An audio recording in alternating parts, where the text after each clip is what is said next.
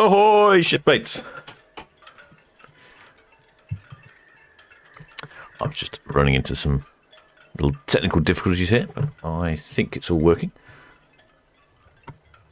So I am here, the captain, and also we have Paul. Well, that's why you were late then.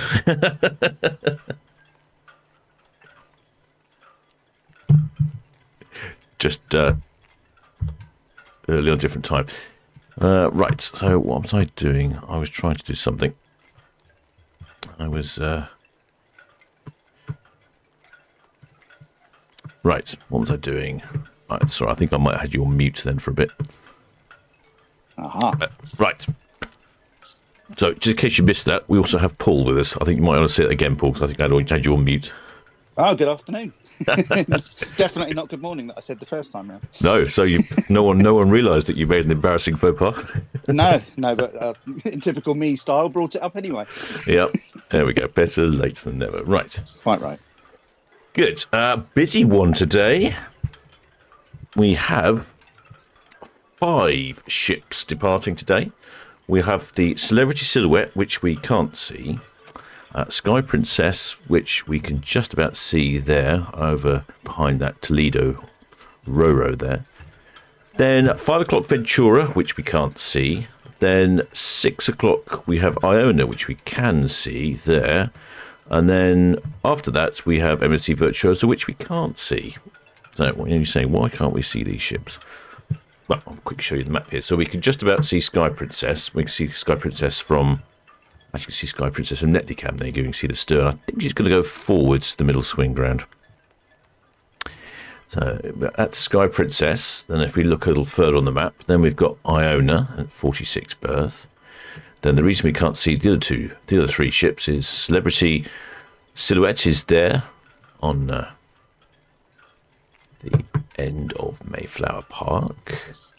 Then MSC Virtuosa is pointing the other way.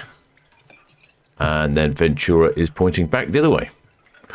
We're all quite busy. So how many of these ships have you been on then, Paul? I have been on... I'm just looking back through my list again. I think I've not done Sky Princess yet, still. I've done Virtuosa. Done Celebrity Silhouette. Done. Completed. Ticked it off the list. I think that's about it, actually. Well, you've done 2 of them. That's pretty good. Oh, no, visited Iona. Oh, no, yes, visited Iona, but not sailed on. Oh, yep. I think got a good idea then. So, yeah, 3 out of 5. Very good. Right, I'm going to... Oh, I must... there we go. It's a bit... right, so that's one thing I suppose we should cover is weather, because that is a little bit important today. I'm noticing that we've had quite blustery weather out there, so we've got wind in the sort of 20 knot range, or even that says... 22 knots, gusting to 27. So that is making, I've noticed it's making Netlicam a bit wobbly. That's why it's currently zoomed out. Let's see if I can get these camera controls back up. What was that? Something made a ping noise. How's your day been today then, Paul? Not too bad, thank you. Yes, whizzing around, keeping things ship-shape, as per. But, yeah, weather's not too bad either. Sunshine's kind of out, thinking about it, so... Yes, it was a bit miserable this morning, and very miserable yesterday. I was trying to drone the new Manx Man ferry that was in port. Ah, yes. Finishing touches made. Yeah, but unfortunately, when I went down to ports yesterday...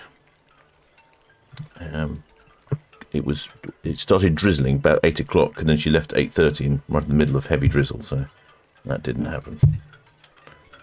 Not good droning conditions. Not good droning conditions. No, I mean, it doesn't mind a little bit of drizzle, but I don't really want to take it out in heavy drizzle. It's not ideal. There we go. Right, so we are looking at... What are we looking at here? We're looking at Sky Princess. I was going to turn the sound on, because actually the itching cam does have sound, unfortunately, because it's so windy. I think we'll end up just getting a whole lot of wind noise, so not very effective.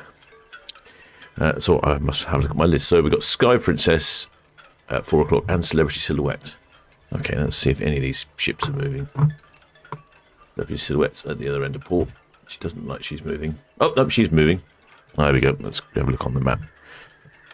So we've got Celebrity Silhouette moving first. I think there's a chance then that, because the Sky Princess is going to come up to here, the middle swing ground, so I would imagine that Sky Princess is now going to wait. That'd be nice then. I'll delay proceedings. And also, I've noticed over on Cow's Cam, they've got some racing going on at the moment. Plenty of yacht racing, and there's the committee boats there, just down the bottom left-hand corner of the screen, where the members will be on the committee will be on board and monitoring the racing. That'll certainly throw the spanners in the work when you're trying to race around the island on your yacht and great big cruise ships come flying past. Might affect the timing somewhat. Might affect the timing, yeah. Is Sky Princess moving? No, it's just my imagination. Oh, plenty of shipmates in the chats. Got full complement of spanners today. Got Tim Ellis here. Oh, ahoy there, Rab Nesbitt. Ahoy there, Heather Norris says, family are sailing on Virtuosa today, their first ever cruise. Well, congratulations, shipmates. If you can, get yourself up on top deck, because you're at the other end of port, and we'll be looking for you to be passing us probably, well, departing at 6, so we'll probably see you about 6:30ish, I'd imagine, something like that.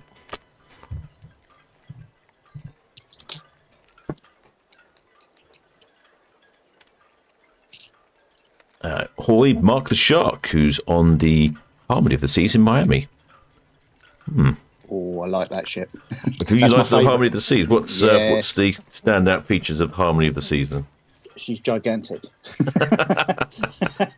She, at the time when I sailed on her for 16, 18 nights, something like that, she was the biggest in the world. But Royal Caribbean like to do this bit where they add an extra sort of foot and a half on each new ship that's identical. So she's superseded since then. But she's got these 10-story high dry slides on the back. She was one of the first for that, and an aqua theatre at the back of the ship, and an aqua theatre. An aqua theatre.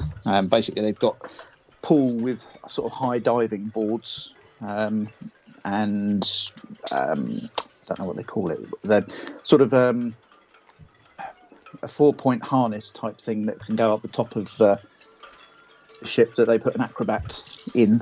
Almost like a trapeze, but you're harnessed into it, and it can go all different directions, 360 degrees, which is very interesting, which they incorporate into the shows. It's quite a spectacular thing. It's difficult to describe, as you may have noticed. And this happens at the stern? Yes, that's all at the stern. And then there's an ice rink, a bar that rises and falls between about 6 different decks, I think it is. Blimey. 5 or 6. Yeah, that's quite interesting. It's a rising tide bar. Rising tide. Yeah, that's what they call it. And you can go and sit and have a rum-based cocktail, and be at different floors whilst you're doing it. Very confusing. Yeah, there's one of the other ships, isn't it, that has a bar floating carpet thing that goes up and down the side. I can't think which. Yes, that's it's a similar concept, I suppose, but this one's inside, and those are the Celebrity Edge class that have those outside. That's it. The magic carpet. Yeah, but yeah, she was quite an amazing ship. And after being on for 16 days, we still didn't do everything. Oh man, that's a big ship, isn't it? Well, Mark the Shark's obviously going to be having a good time in his floating bar then, or his rising tide, whatever it's called. Yes, quite right. Yeah, great ship. Question here from Squirrel. Which website do I use for the live ship location? Oh yeah, he's talking about this one. I use something called Vessel Finder. There's quite a few of them. I like Vessel Finder personally myself because I contribute the data in the port. All the ships transmit their AIS signal. I have a little receiver and upload to the website, and that allows me.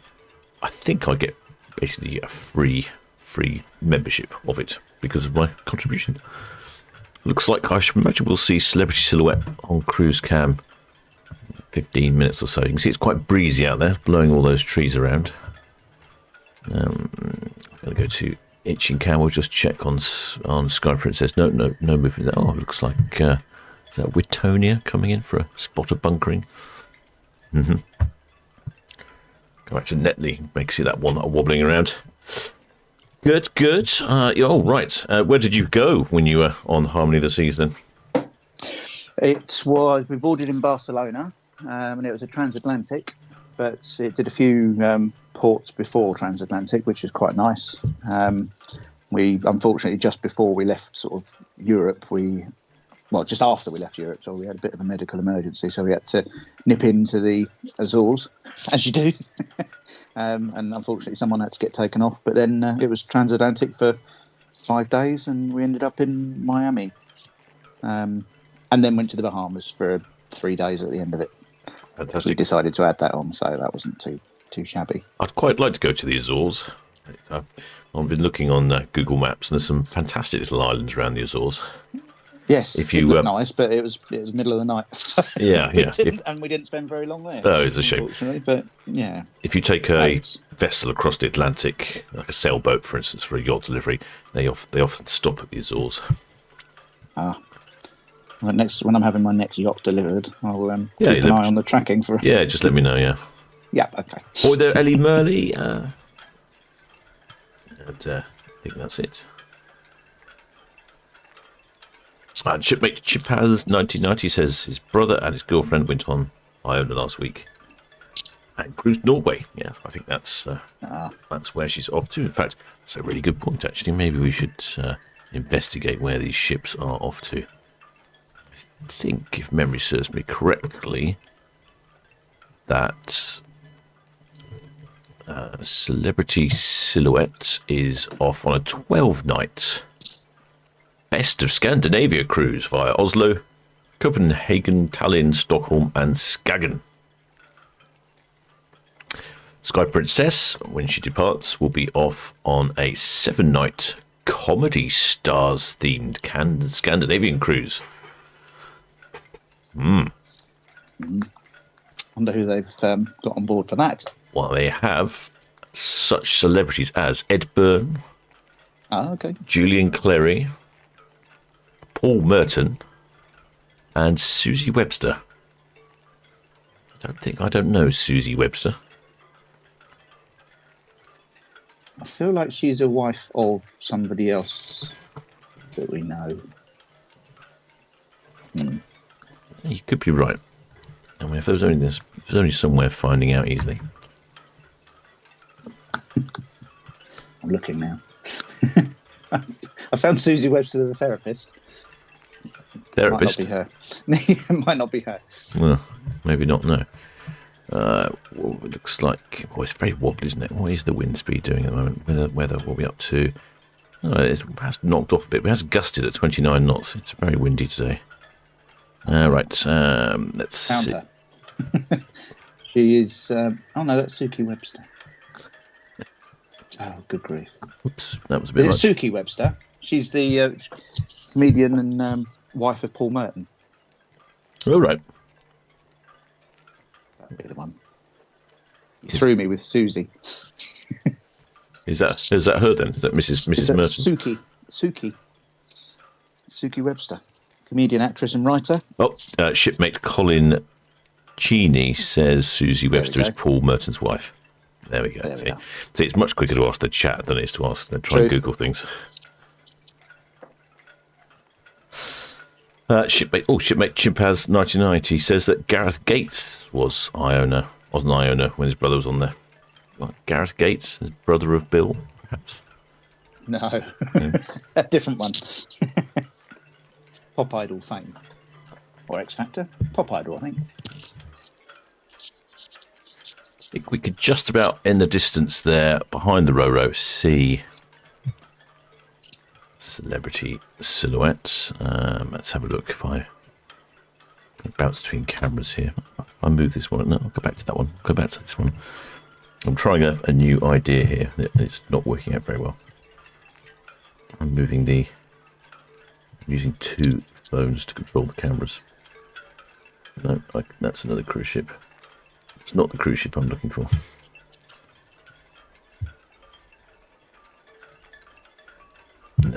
No, I wondered if I could see it on itching cam. I can't quite work out. The geography is very confusing with all these cameras. Sky Princess is supposed to reverse around the dockhead, so I suppose she could do that at any moment in time, but I think that's probably unlikely. Or is she moving? Is she moving? No, the engines. They'll puff out the engines there.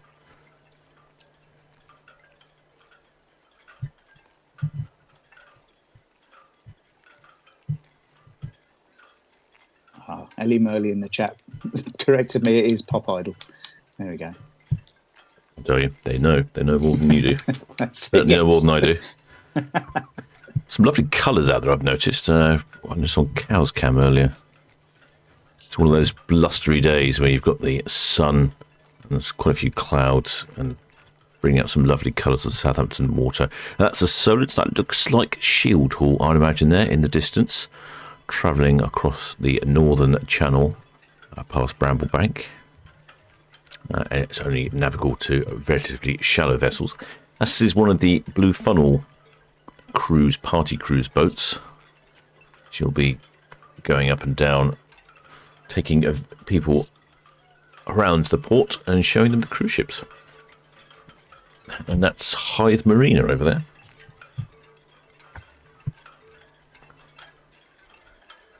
Yeah, it's good how much that tree's water there. Is it windy down in Bognor? Not too bad, actually. A little bit blustery, but nothing to hang on to your hat about. Not too bad. We're quite sheltered, Bognor, really, from a lot of things. Got the South Downs and things as well that keeps the rain away quite often. Yes, that's true. Geography's quite good to us. We're not stuck out quite so far like Selsey is sort of stuck out on a bit of a peninsula, isn't it? So yes, we're quite good. That was a question here from Anne Savage. He says, "Who is this other guy?" Well, you better introduce yourself then, Paul, I think. Yes, I'm Paul from lovecruise.co.uk. I'm a cruise specialist travel agent, basically, and a bit of a cruisy nerd as well. So if you've got any questions, by all means, fire away, especially if you've not cruised or if you've been on something before but you're looking to try something else. By all means, ask any questions you've got to ask in the chat, and I'll see if I can help and answer them. There we go. Thank you, Paul. And there's a link there. It's in the description of the video, but if you click on that, you could be directed to Paul's website. It'll sort you out with travel from the port of Southampton. Indeed. Let's have a look. We should be... Yeah, there we go. Celebrity silhouettes. I've said it before, and I'll probably say it again. I think rather partial to a blue hull. Very smart. It is very smart. I like silhouettes, celebrity ships. Yeah, what do you think's the particular standout feature on board these celebrity ships? They're a cousin or a brother or sister or line to Royal Caribbean, and they're the sort of more grown-up version of Royal Caribbean, basically. Royal Caribbean's very much family-orientated. Celebrities still cater for families very well, but they're just a little bit more high-end, I suppose, might be the word you use. They used to sell themselves as modern luxury. So the food standard will be just slightly higher, and the cost is a little bit more. You're more likely to find a polo shirt than a t-shirt. Oh, I see. Yep. You said they're a little bit more expensive than some of the other lines. They are. Again, there's sort of, I suppose they're the equivalent, I would say, to Princess in that same sort of target market. But yeah, it's a slightly older crowd, slightly less families. But like I say, it's still got great kids' facilities and things, but a bit more of a cruise connoisseur, I suppose. And then you've got Cunard, which are then sort of a step above again. Yes, I would say certainly when I went on the celebrity ship, I thought the fit and finish and quality of the interior was certainly very high. Had a slightly sort of quirky boutique hotel feel to it. Yes, that's a good description. Reminded me very much of a W.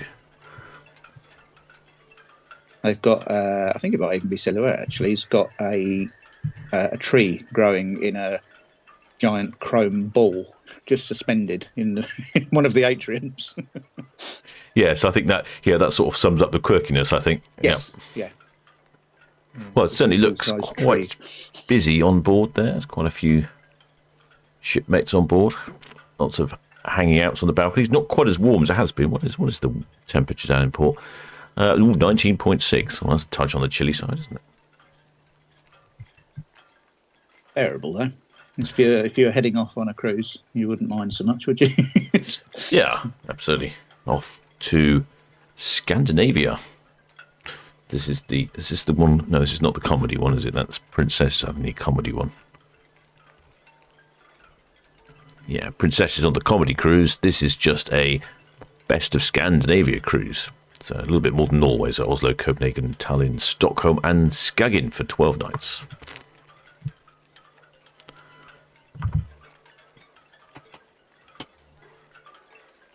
You seem to get two sort of main options from Southampton. You obviously can go up north, Norway, Scandinavia that way, or you can go south, Mediterranean or Canaries. And then sort of beginning and end of season, you get the transatlantics. Yeah, you get the, what did you call them? You call them the repositioning cruises, didn't you? Yep, repositioning. You find Norwegian cruise line teams to do that quite a lot from Southampton. They've got some amazing ships, but they tend to all be kind of one way, and you end up somewhere bonkers like Reykjavik. And you've got to find your way home. I know you were talking about repositioning cruises the other day. What's the costs like for repositioning cruises? Are they a little more attractive than a conventional cruise? They are, yes, because you sort of they need to move the ship to where they need to move it to, so it's kind of got to do that journey anyway. So they do the prices a bit more favourably, and they obviously realise you've got to factor in the cost of a flight and transfers, to get you back home as well. So, well, of course, yeah, they can be quite a good little cost-effective thing to do. There's a bit of a market for people that love it, especially Americans seem to like the repositioning cruises. And if someone booked a reposition cruise with you, you'd sort out all the flights as well, and yes, yeah, absolutely. You could do accommodation the other end, everything else, yeah, fully atoll protected and everything as well. So, yeah, marvellous. I do fancy a repositioning cruise myself, actually. But so what you were saying? Which times of years do you think are the best for the repositioning cruises? It's mostly beginning and end of season for the UK for things like the transatlantic. So you're looking at sort of April-ish, April, May, and then late September, early October, where they tend to go transatlantic. Leave us when the rubbish weather starts, and join people over in the Caribbean and things at the end of hurricane season. So you don't really want to be in the Caribbean in a hurricane. No, not Florida. Really. No, I think interesting as it would be to see, I think I'd probably try to avoid that. Yes, yeah. I've been in some heavy seas before now on ships, but not quite hurricane, I wouldn't have said. Shipmate Jill Marsh says that she always thought the food offer was a bit better with more choices. Hmm. Yes, that's on Celebrity, yeah. Yeah. Yeah, I'd say it's a fair comment. Rab Nesbitt also agrees with you. He's been on Celebrity Eclipse, and he says he agrees with what you're saying. And shipmate Nicola Howard was on Celebrity Silhouette 4 weeks ago and had a fantastic ship, she says. Yeah, it is. They've obviously built new ones since, but Silhouette's a good class of ship still. I'm intrigued. Where did you go, Nicola? Let us know. I'm just mentally controlling the cameras here.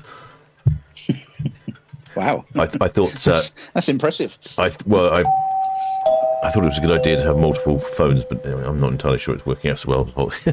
Ahoy, shipmate Alan Weaver, welcome aboard. Thank you for subscribing, shipmate. Let's get that back on there. Right, I think I'm getting the rhythm down now. Someone else said, someone else was saying something interesting. Shipmate C. Cooper said their first ever cruise was on Celebrity Constellation. And a few years later, they went on the then Thompson Dream. And it was a bit of a drop in standards. Thompson or now TUI have a market. They have a certain market which they are good value, I will say. And do you deal with the TUI cruises? Not so much.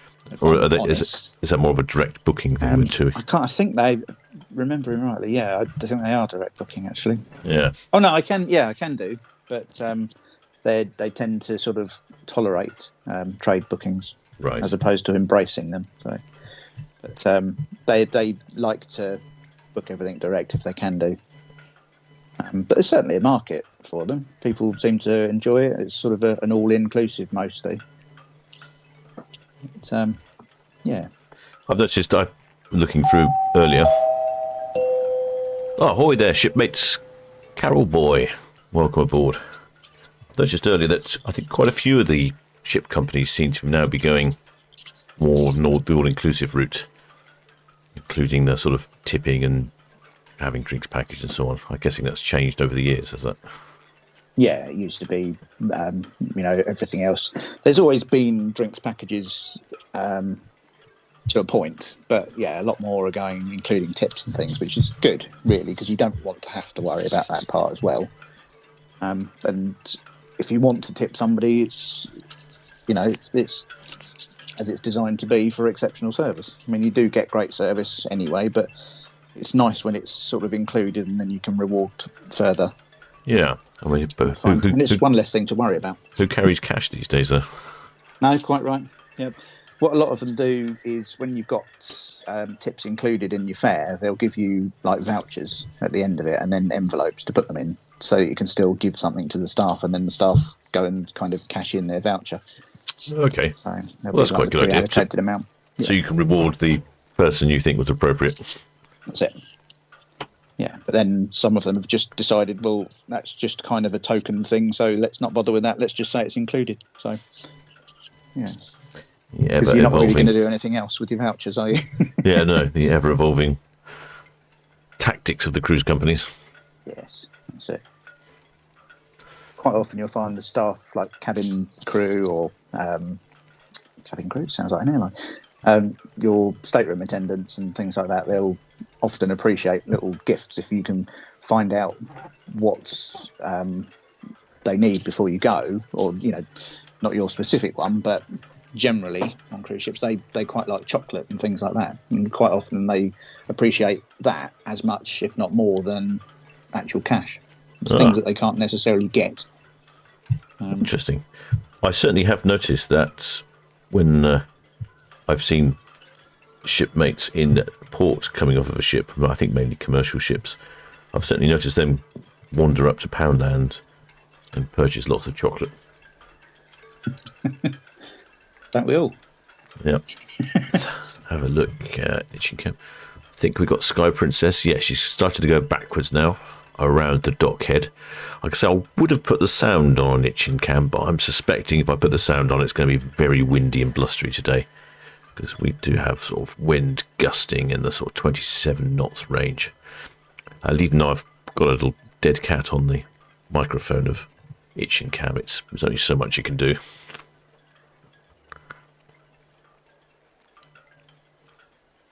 So Sky Princess is again off to Scandinavia, like you say, one of basically two destinations, either Norway and Scandinavia or around to the Mediterranean. It's one of the ships I'd quite like to go on, Sky Princess. Let's have a look. And, oh yes, this is the comedy cruise.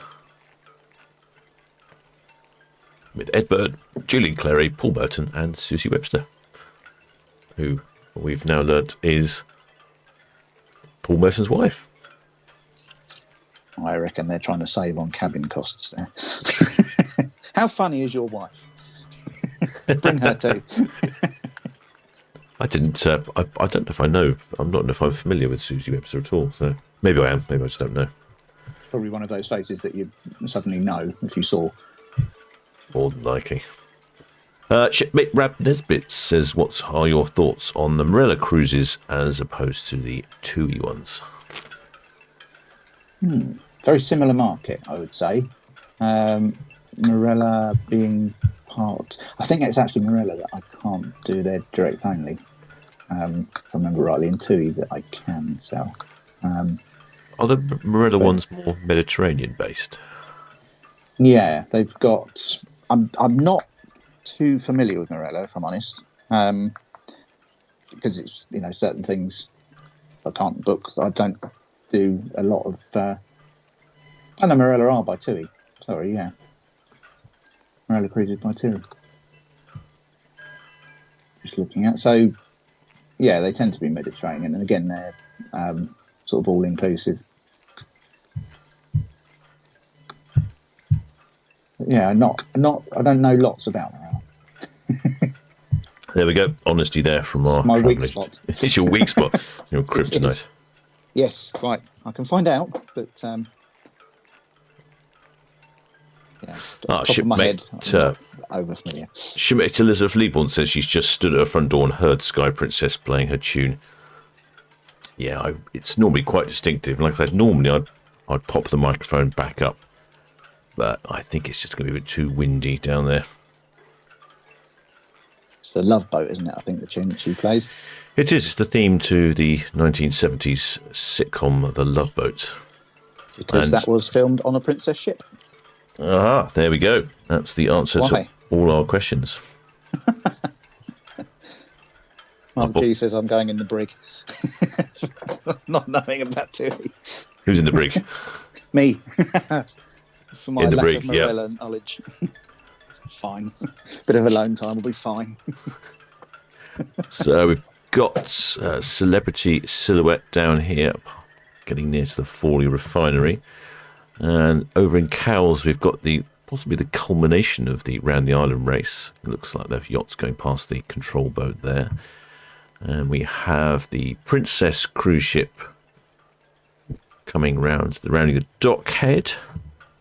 And we've got Iona here to our left. And on top of that, we will be waiting for Ventura at 5 and Iona and MSC Virtuoso at 6. I've got a busy day. Today's not a good day to be driving around the port of Southampton. I didn't venture down today, but on previous occasions, it has been incredibly busy. Traffic gridlock, I think, as the local news likes to refer to it.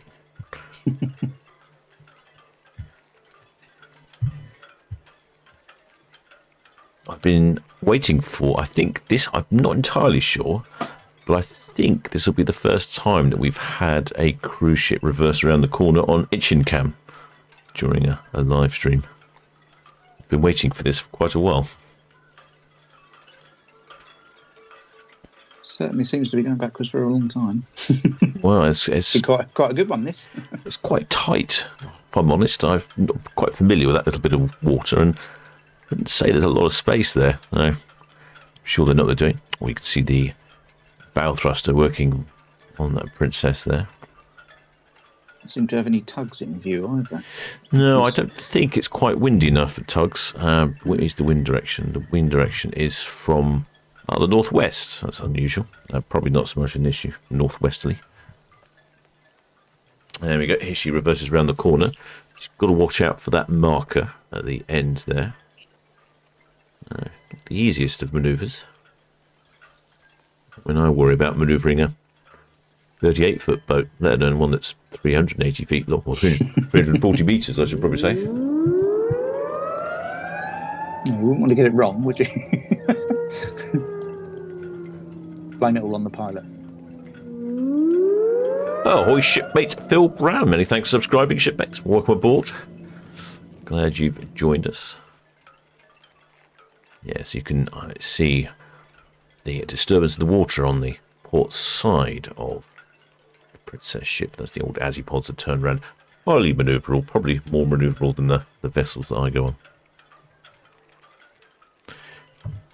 Heading towards down Southampton water, you can see all those glorious colours on the water today. Looks a bit muddy as well in places. I wonder if that's the wind stirring things up. The water's quite flat. Would have been an ideal day to take the speedboat out.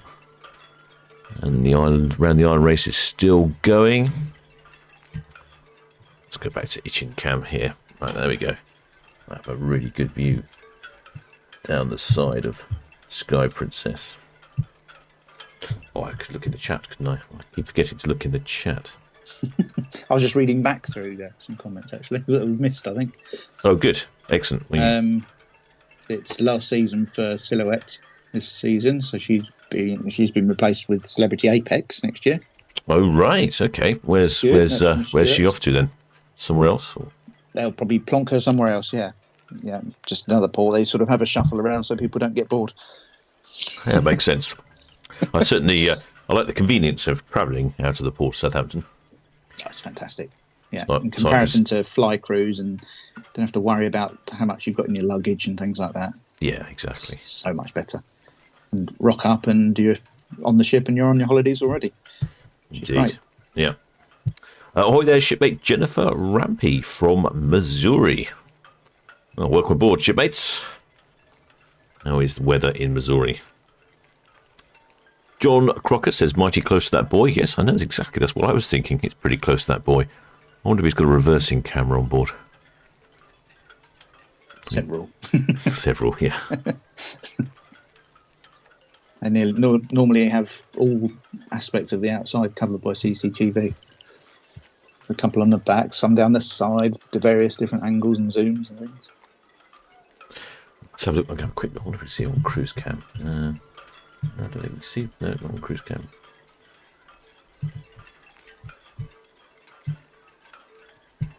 No. There seem to be plonking more cranes in the port, which is slightly annoying. It's blocking the view. But there you go. There's Celebrity Silhouette down at the end of Southampton Water.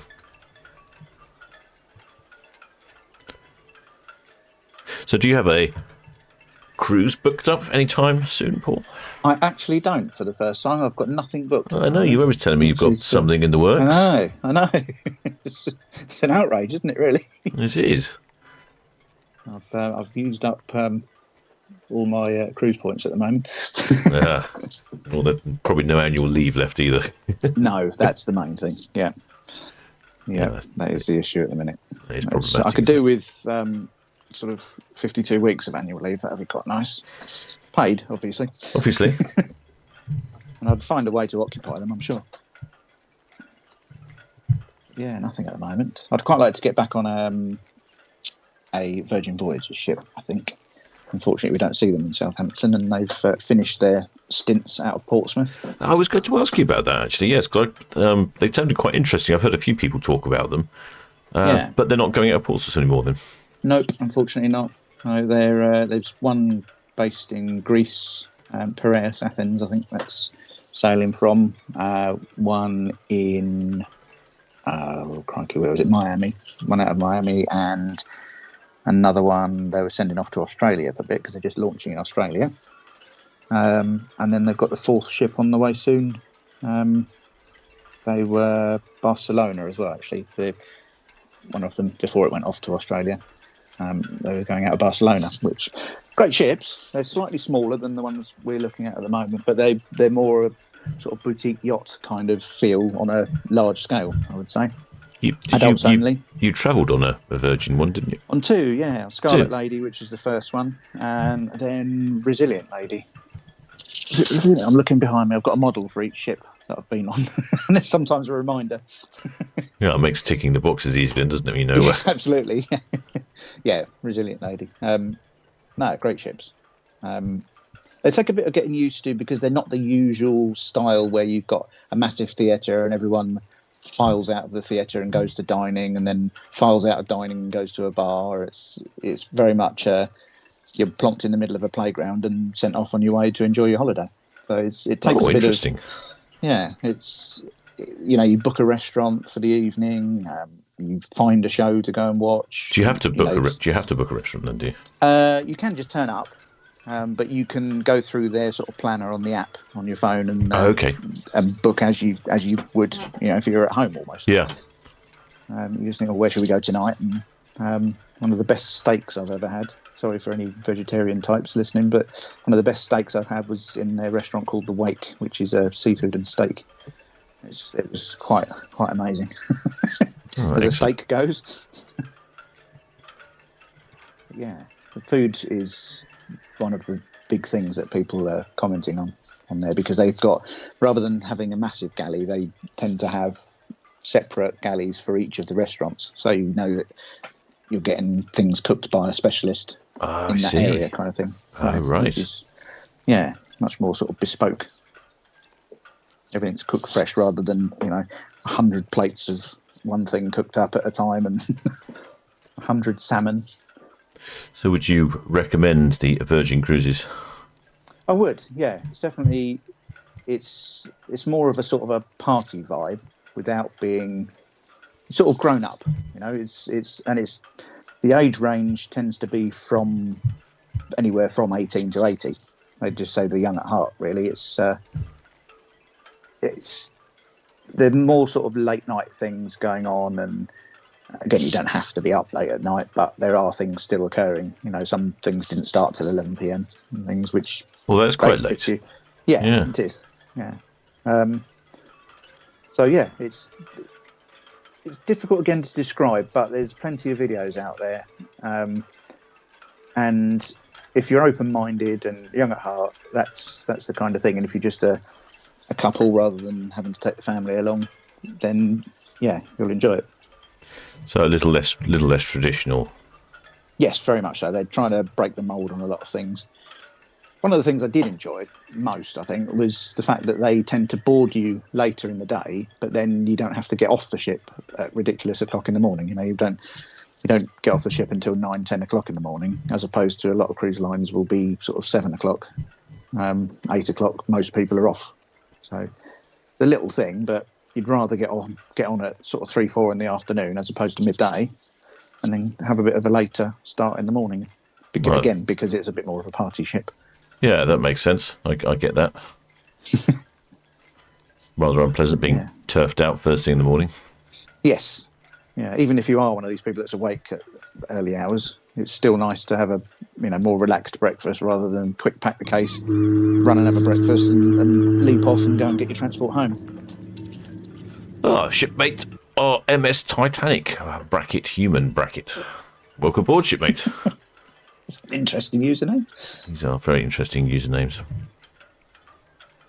Well, you see, we've got some patchy weather out there. There we go. There's one of our boiling, kite surfing chappies. I would have thought conditions were good for that. Because the weather is coming from the northwest, what is happening is there's a good breeze, but it's not too much chop on the water, which I think is what they're particularly after. It's an interesting question in the chat from Jennifer Rampy. How does the water get over there when doing one of these cruises? How does the water get over there? I'm not quite sure what angle Jennifer's coming from with that one. Well, I know the ships generate their own water. They have water makers on board.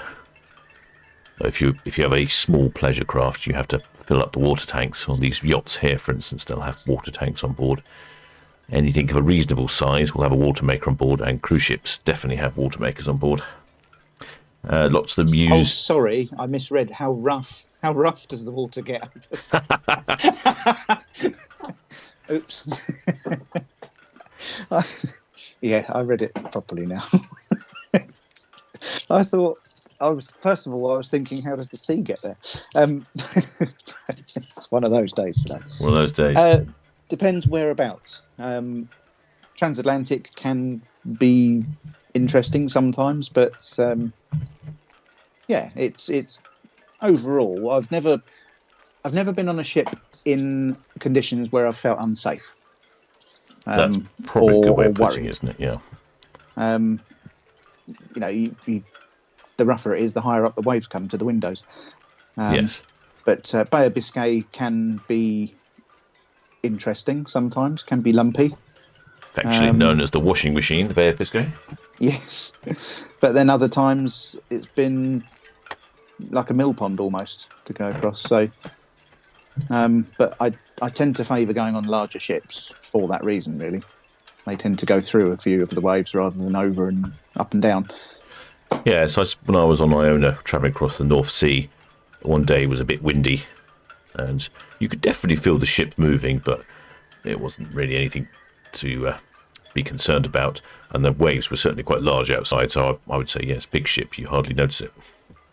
Yeah, I agree. I think people sometimes, if they're worried or nervous about cruising, they'll go and look on YouTube, and there's a few videos that of ships that are quite extreme, but that's the reason they're on there, really, because they are so extreme. It's not to the point where your glass is sliding across the table and things are spilling and things like that, because all the modern ships have got stabilizers and things like that they can deploy when it's getting a bit rough. Yeah, that was very interesting to watch a video about, actually, how they work. They don't just stick out. They sort of move and force the ship to be more upright. That's right, yeah. It's clever stuff. Yeah.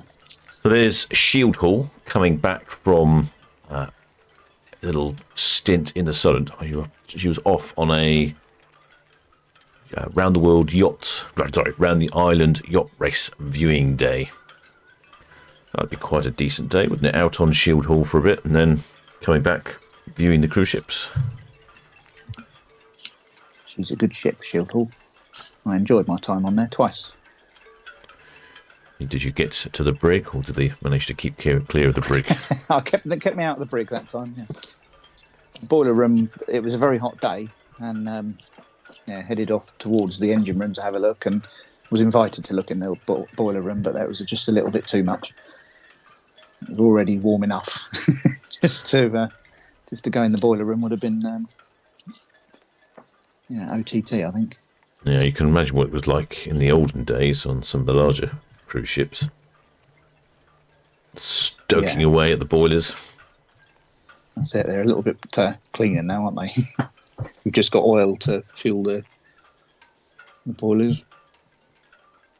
Yeah. Diesel. Don't know what they use, actually. You'll probably know better than I. Oh, some of the modern ships use LNG, liquid natural gas. That's Iona, for instance, uses LNG. I was meaning Shield Hall, sorry. Oh, Shield Hall. Shield Hall uses diesel. Yeah, oil fuel rather. I think she's got some crazy number of boilers as well. Something like 13 or 14 boilers. Which I can't quite fathom why there's so many boilers, but apparently there is lots of boilers on board. I would have thought there'd just been one big boiler, but I haven't actually been on yet. They keep giving me tickets to go, and I just can't seem to get myself organised to coordinate that properly. You need to. Definitely need to. I think we'll have a field day with your wanting to look round the workings of things. Well, they have promised me a full ship's tour, so it should be great. That'd be awesome. It's very accessible. They do like to sort of show off the ship. Stood on the bridge and everything. Oh, yeah. No, in the wheelhouse. That sounds like a day out, doesn't it?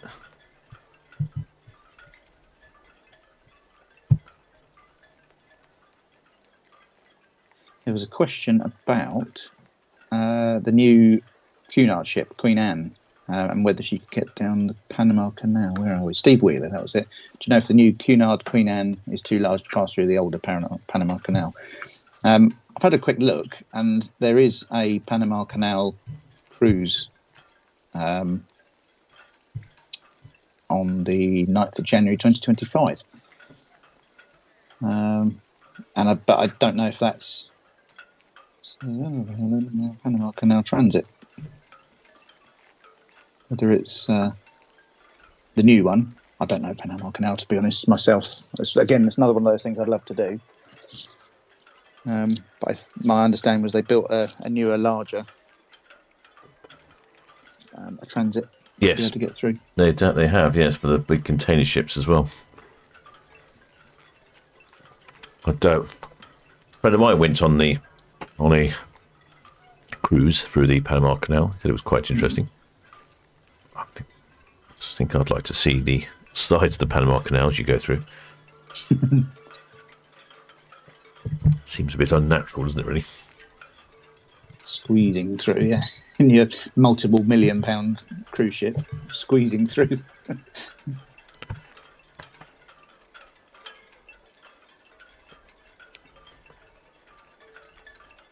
Right, we're coming at 10 to 5, and the next departure is Ventura, and she's at the other end of the port.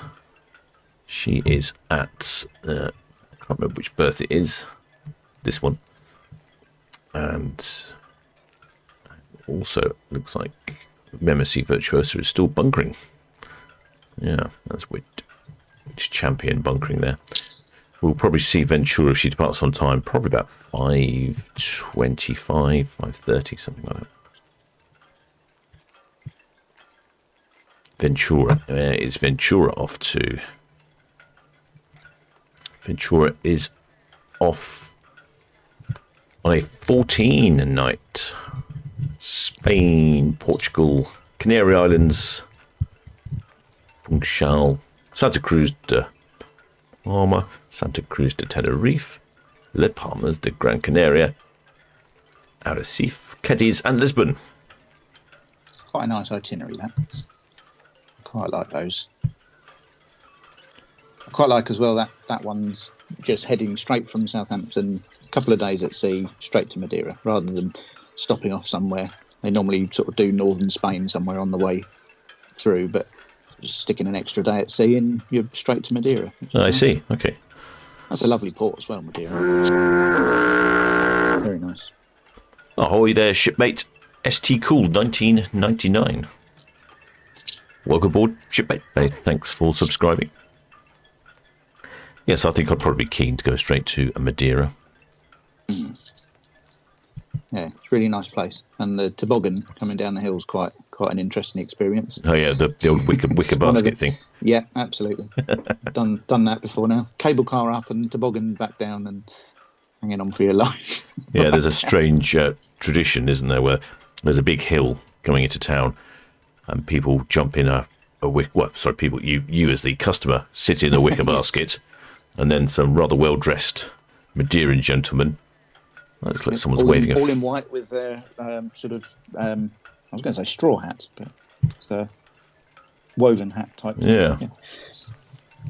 Yeah, it is quite an experience because you're going down the roads and they've got people strategically placed at a couple of crossroads that you get to. But it's a good, it's got a good sort of 10-15 minute journey down the hill. Did you feel like your life was in peril?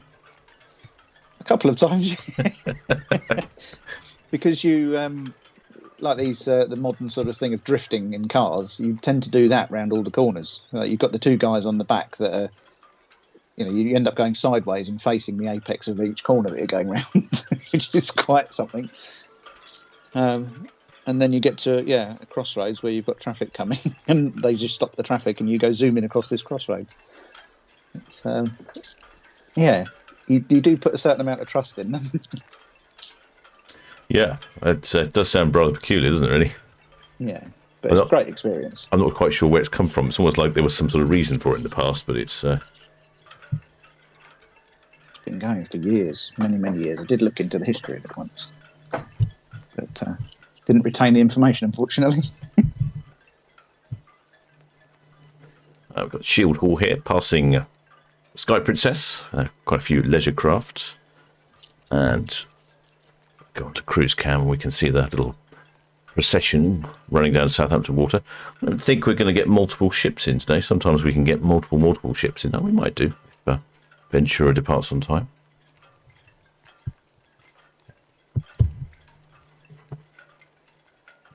Ventura is still stationary at the moment. I think there was someone waving a flag out the back of Sky Princess. A bit of a distance though. I couldn't really tell what it was.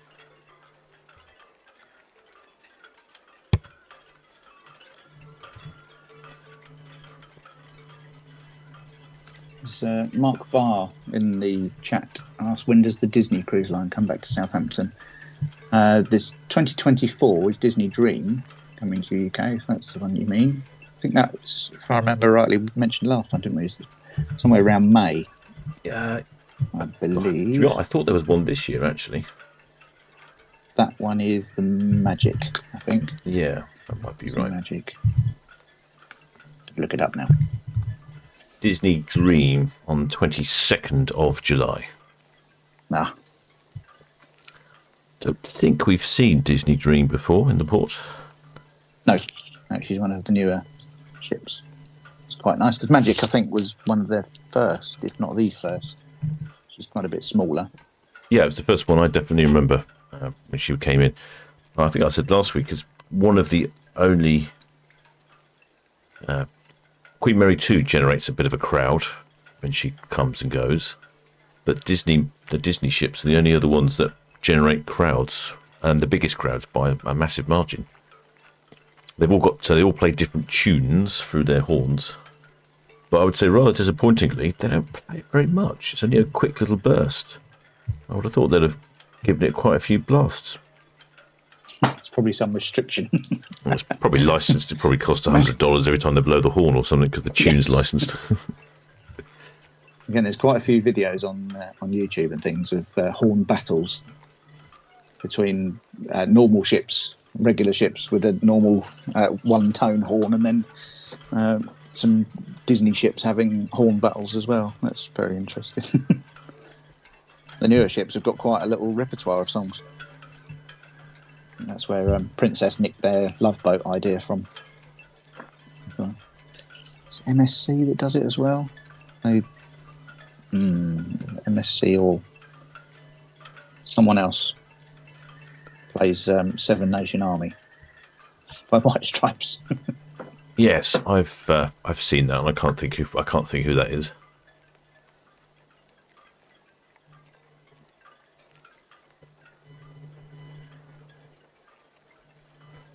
Just be careful where that chap goes in his yacht. It's going to get rather shallow over that way.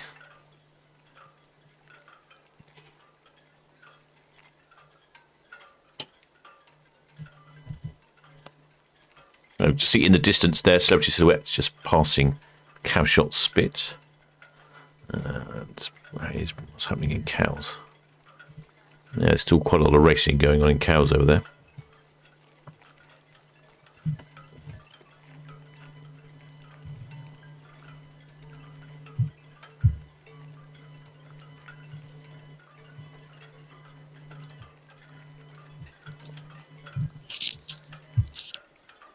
I do remember I'll switch over to Cows camera and can watch the ships come past. They tend to go a bit faster past Cows. Although with all this yacht racing on, I wonder if they'll be slowing down slightly. No, probably not. They're bigger. You move. Exactly. There we go. So that's the race control boat there in Cows. That'll be for the committee members monitoring the racing. It looks like they've got to turn around that marker there, have they? Someone's tacking. Good day for around the island race. Good strong breeze and fairly calm conditions. No heavy winds, rain. Just a good strong breeze. Ideal.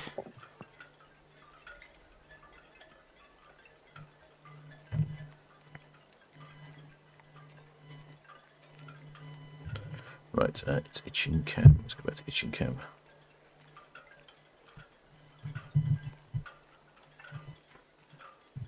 Just going back to talking about Disney. Disney Dream is 19th of August 23 is their first cruise, looking at it, out of Southampton. Oh, right. Oh, so she's just coming in earlier for some... God, is Disney Dream new? New to port. See, I'm not sure that's right. I'm not using my own website, you see. I just Googled. I'm going to use my own cruise search. No, that one's reliable.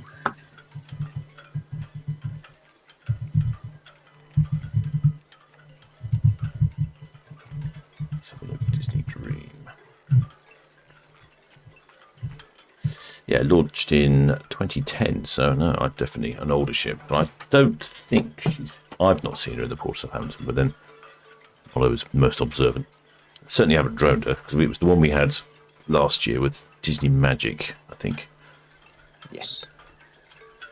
I did actually take some quite good photographs of Disney Magic, because I was surprised at actually how elegant the Disney Magic ship looked. I don't know why. They do look good. They do look good. Yeah, I was expecting something a bit more, how do I say, sort of, amusement park at sea. But in reality, I thought it was a really elegant ship. Had me in mind somewhat of Queen Mary 2. Yeah, they have a black hull and a sort of yellow or gold pinstripe. Well, I say pinstripe, but stripe down the side and Yep.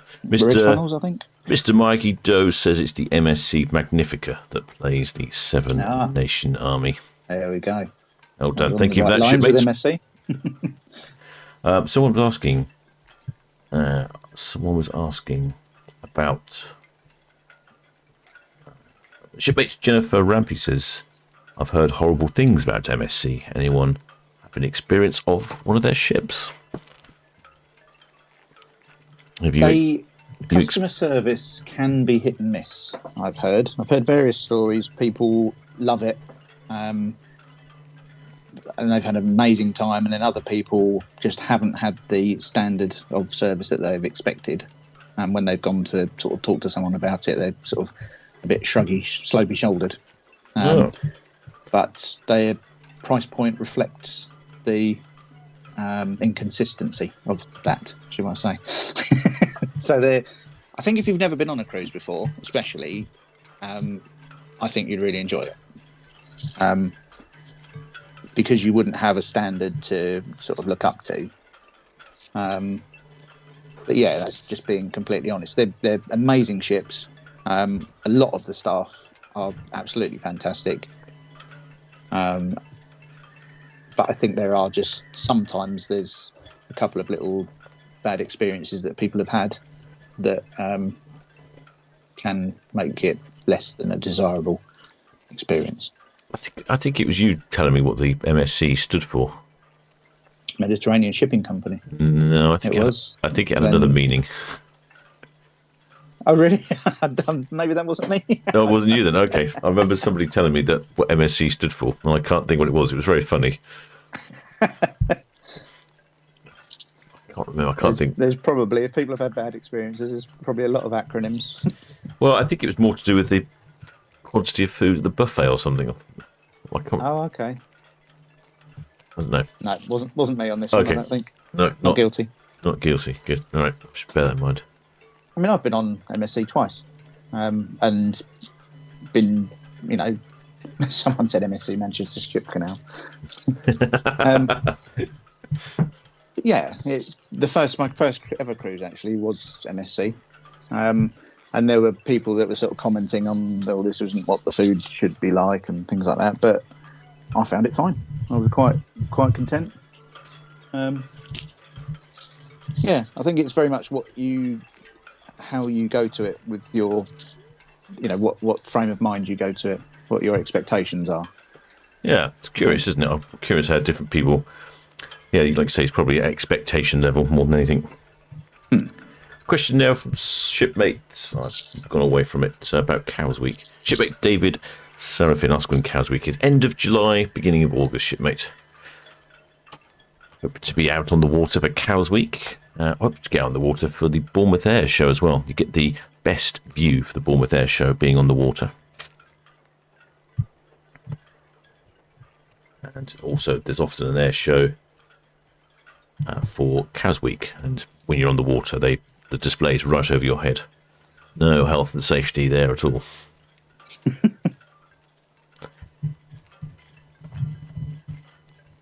Red Arrow seemed to be very low above when I went on. That was the end of Cows Week when they do a display and fireworks and things, don't they? Yes. And the Red Arrows were flying over, and I was on Shield Hall, and it seemed particularly close to the ship. Yeah, I think over water, and you think, how far above us was that? Yeah, probably hundreds of feet, I imagine, but. Does seem quite close. Does seem quite close, yes. There used to be a tradition of setting off all your expired flares at Cows Week. All the boat people, yachtsmen and power boaters would find all their worn out expired flares and set them off and fire them up into the air, but they've had to stop that because there was a number of instances where people were shooting the flares across the marinas and they were landing on other boats and setting them on fire and doing all sorts of troublesome things. That's not ideal.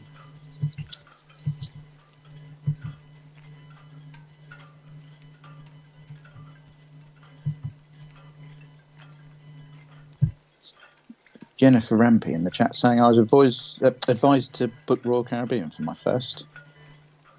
I think she was looking. She mentioned earlier on in the chat she was looking for booking her first cruise, and I don't think you can go too far wrong with Royal Caribbean. Actually, it's one of the ones that I tend to go back to myself.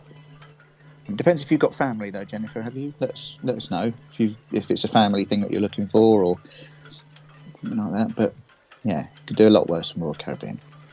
Better suited for adults then. Yeah, I mean it's. I don't have children, and I love Royal Caribbean because they cater so well for the children. They're all doing the kids' stuff in kids' places, so you don't really see them. So that's why I like it. Oh, me and my adult daughter, she said. Yeah, you'll still enjoy it. There's plenty to do, especially if you're going from Southampton. Anthem of the Seas has got loads to do for sort of teens and and young ones and adults alone. You get lots of couples on board, get people of an older generation on board as well. Yeah, plenty to do on board. Excellent.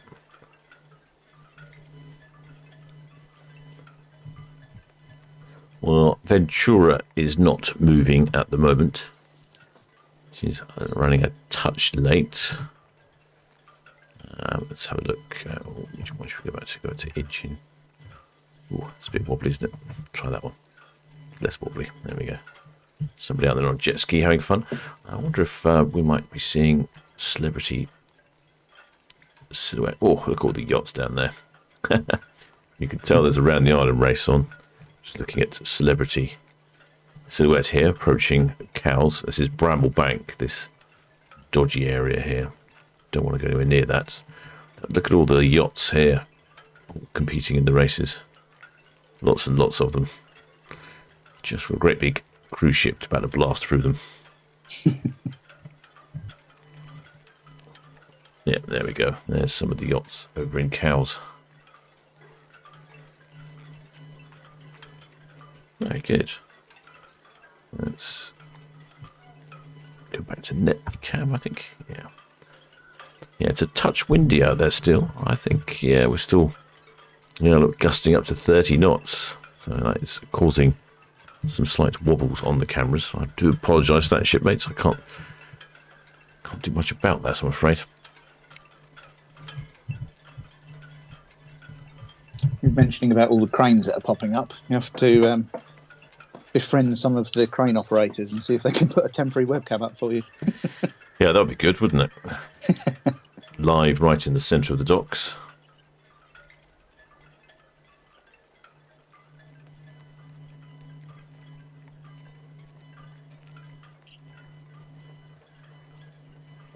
Oh, I think Jennifer Rampy says they're travelling from Florida.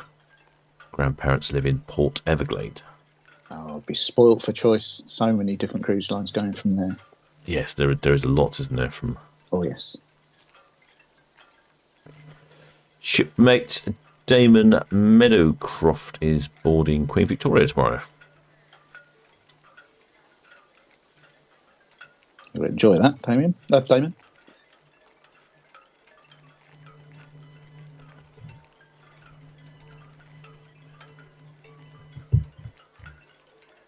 That's interesting from Mark Barr in the chat. Heard the Red Arrows are changing aircraft as they can't get any more spare parts for the Hawks. Hmm.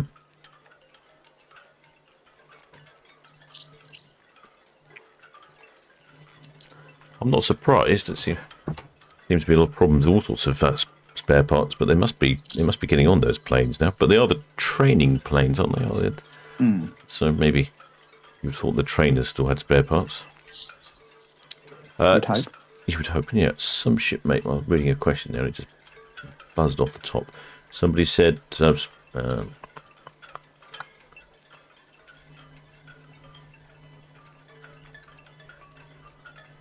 says, shipmate Andy C says that one of the Red Arrows struck a shipmast off the coast of Brighton many years ago and crashed into the sea. Which I don't remember that. Somebody was asking how the Red Funnel ferries get on with all the traffic. I can't remember. I can't see which shipmate asked that. Oh, yeah, I think Elizabeth Lee one says, how do the Red funnel ferries manage with the traffic with the island around the island race very carefully. I think that's how they manage for that one. Yeah, there's just a lot of traffic. You're talking here. So we've got all this traffic here, all these yachts. But in reality, there's actually quite a bit more space than it really looks there. If we go on to Cowes Cam, you can see it's not actually that busy. I mean, there's a lot of yachts there, but they will avoid the ferry. The ferry will go slowly and carefully. You've got the luxury with a yacht of being able to change direction fairly quickly, haven't you, as well? Fairly quickly indeed, yes. Compared to a cruise ship, anyway.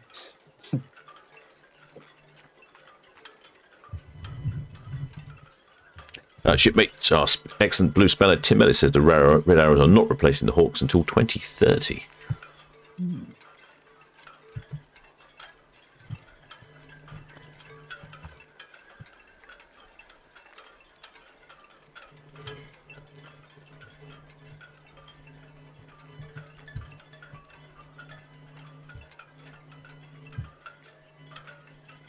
Some lovely colours out there on the water. It's definitely the sun's picking them up.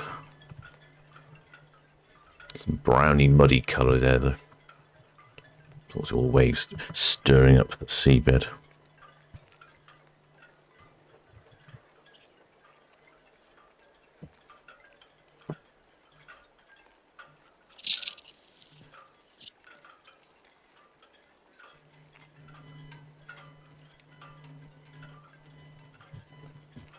Where is Celebrity Silhouette? Should be on camera soon, I think. Never quite got my timings accurate with Cowes Cam.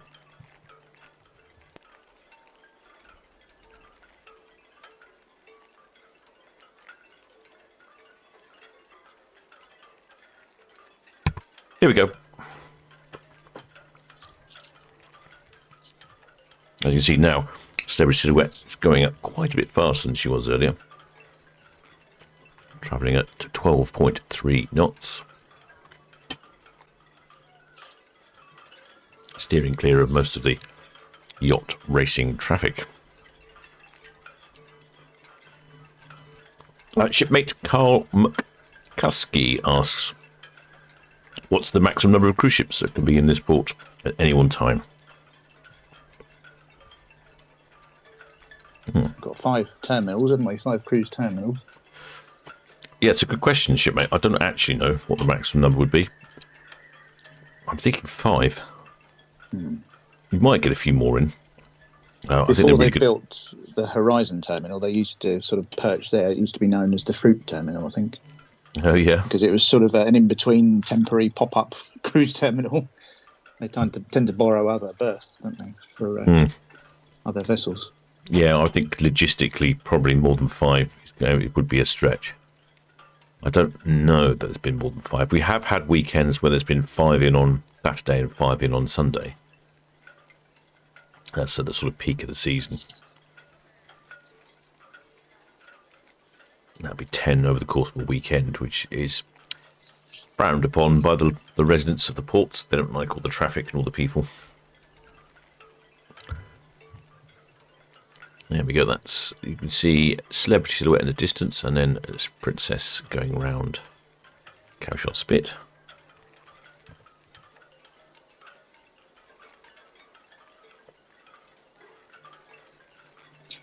Jennifer Rampy in the chat says, is it true that on the larger ships you can't really feel them move unless you hit really bad weather? Yes, absolutely. Especially if you're in calmer seas, you forget you're even at sea. But even if it starts getting a little bit rougher, you still just sort of. It's almost like perhaps you when you're kind of walking along sometimes and you misfoot something when you maybe a little bit squiffy, and you've got a couple more than your average quota of rum. But it's never to the point. I've certainly never experienced where I've been sort of thrown from side to side in a corridor.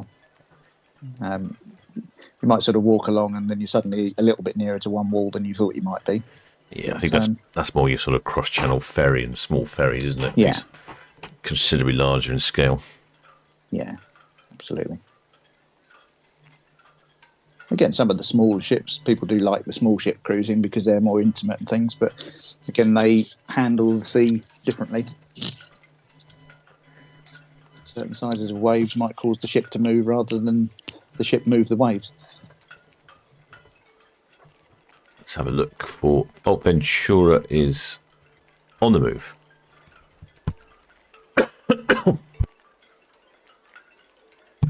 Oh, excuse me, I missed the mute button then. What can I do? How can I get to Ventura? I can't get to Ventura just yet. I'll probably see... I'll see the Princess on Cow's Camp first. I think the ships are taking a slightly wider turn around the cows today. They normally go a bit closer to land, but I suspect they're taking a slightly wider turn, giving the yachts a bit of a wide berth. There we go. Yeah, normally they would tend to go more along this channel. They're quite a long way north.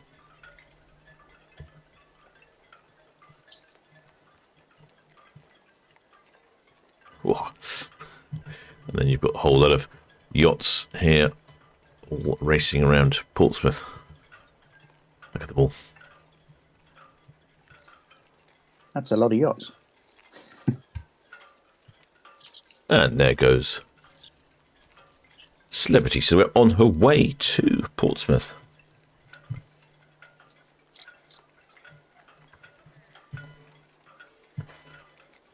Just see her disappearing there behind the bow of Iona. So Ventura on our screens shortly. Must be one of the old ones in the P&O fleet. We've seen Celebrity Silhouettes. We'll probably see Sky Princess on Cow's Cam shortly. Ventura's on her way, and then Iona and MSC Virtuosa at 6. There we go. Let's have a look this way. Nope.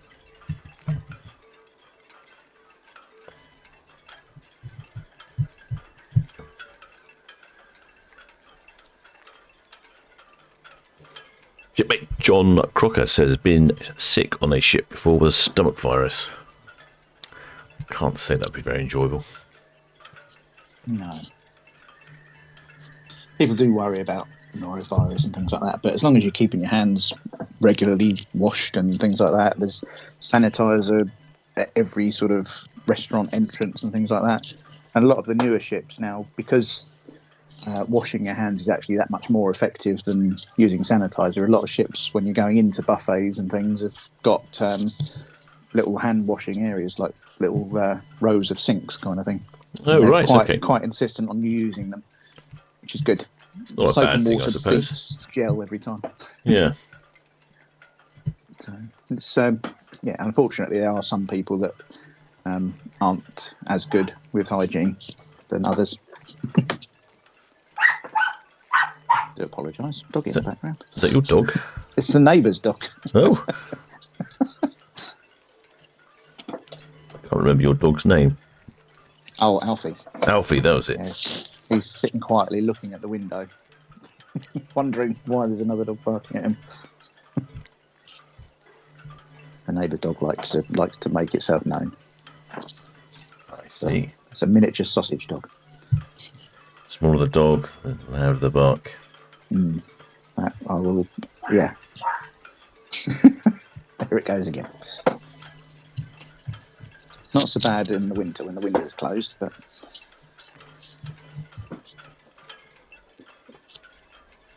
I'm just moving the cameras around, waiting for Ventura. And I don't quite know where Ventura's going, but let me find out. Ventura. Oh, I had that one. That's one of the ones I had the information on. A 14-night Spanish cruise. Spain, Portugal, Canary Islands via Funchal, Santa Cruz to Palma, Santa Cruz to Tenerife, Les Palmas de Gran Canaria, Arrecife, Cadiz and Lisbon. You like the sound of that trip, didn't you? Yeah, I've done very similar itineraries a couple of times. It's just nice, yeah. It is nice. It's strange because as soon as you've done the Canaries and you start heading home, you get a bit of a sort of a sense of impending doom that you're going back to the colder weather. But in the summer, it's not so bad. You can get home and it's still sunny. But yeah, it's nice. Nice to be heading out, especially those sort of, on that one, you've got day 2, 3 and 4, you're at sea. So it's not until you get to day 5 that you're actually in Madeira. So it's quite nice to find your way around the ship and book things that you want to book and things like that. And by the time you get to Madeira, you're ready to get off. And, yeah, I think you explore. I think you were telling me previous time that if you are at sea, you want to really get on with booking some of these things up, don't you? Yes. Yeah, when everyone's on board the ship, there's obviously less availability for things that people want to get into. So quite a lot of them let you book things before you board, even now, just because of the availability of things. But yeah, you'll probably find on that one specifically when you get to Madeira, because everyone wants to get off, you'll find a lot of bargains in some of the pay extra things on the ship, like the spa treatments and that kind of thing. I imagine they'll have some really good deals on those days, because after 4 days at sea, or 4 days of being on the ship, everyone's going to want to get off. So there'll be nobody in the spa. There we go. That's a tip if you're desperate for a bit of spa action. I booked a massage last time, and I don't think the lady liked me very much. It was the least comfortable massage I've ever experienced. Oh, was it like one of those sports massages where they rip into you and bash you about? I did feel like I'd been beaten up afterwards, yeah. This was after she'd asked me if the pressure's okay. And then I think she then stood on me at one point. It felt that way. A small Balinese lady can exert quite a bit of pressure on an overweight man's back. Well, Ventura is slowly appearing on our screens. Just coming up to the grain towers there at the dockhead in Southampton.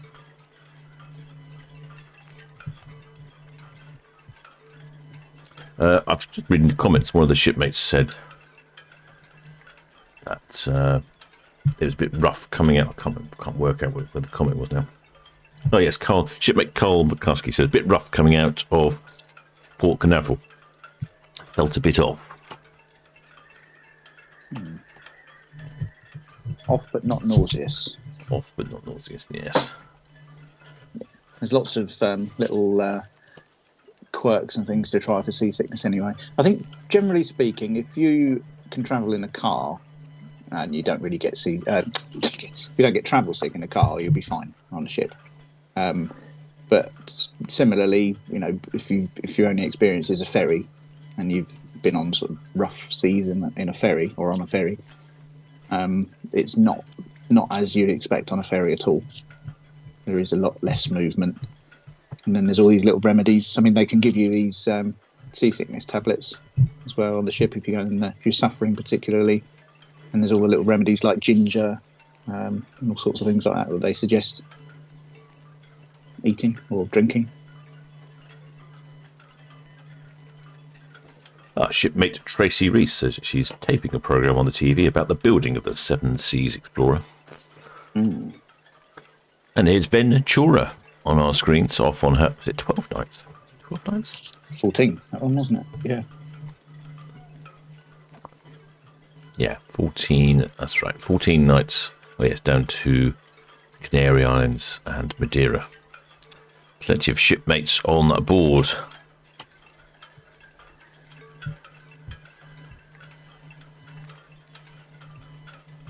And to Lisbon on the way back as well. That's a nice port to go into, sail out of.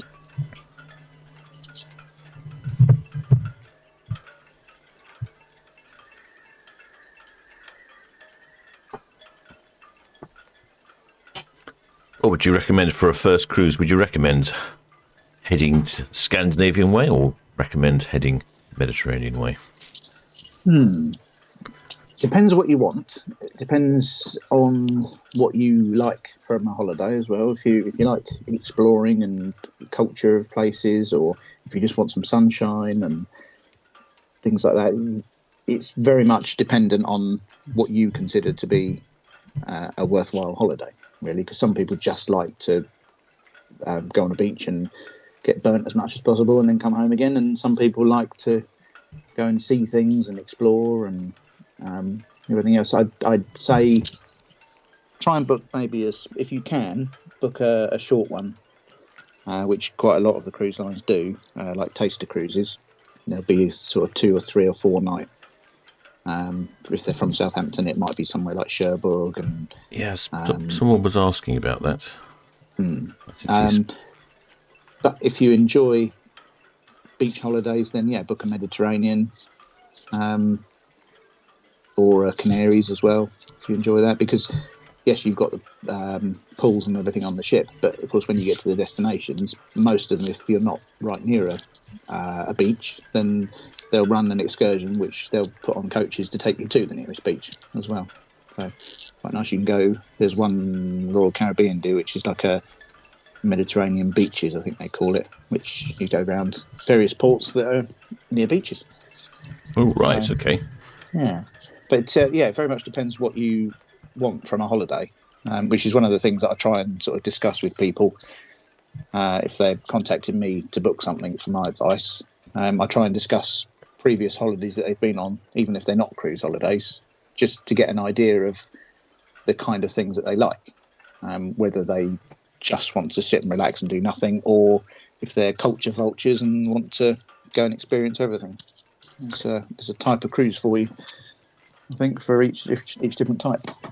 Indeed. As shipmate Radford Junction Railway says, what are the white balls on the ship for? And he's talking about these big white balls you can see on top of the ship. They're the old communications for internet and various satellite-based communications on board.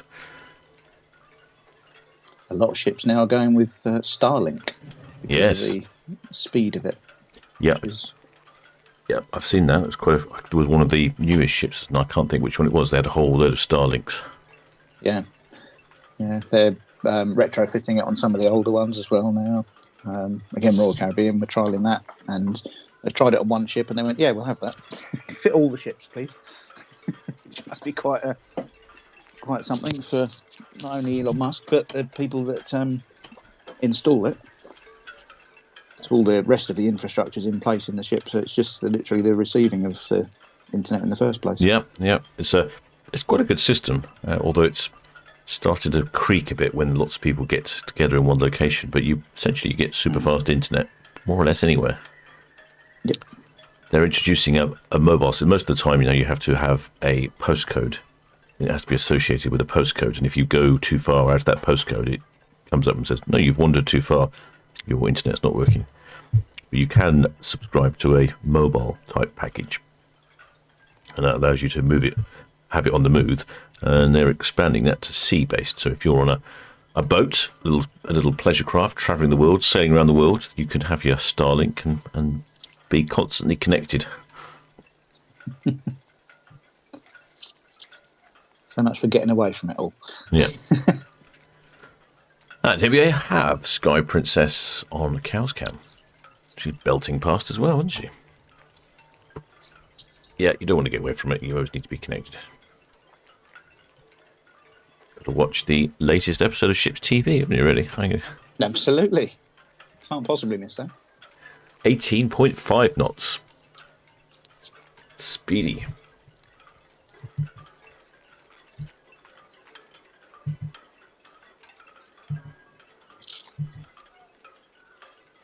I mentioned before, my other half at the time when we went on a Royal Caribbean ship again, then it had an ice rink on board, and we took advantage of the fact that leaving Southampton, everyone else is sort of wandering around the ship and finding their bearings, but we'd been on board before.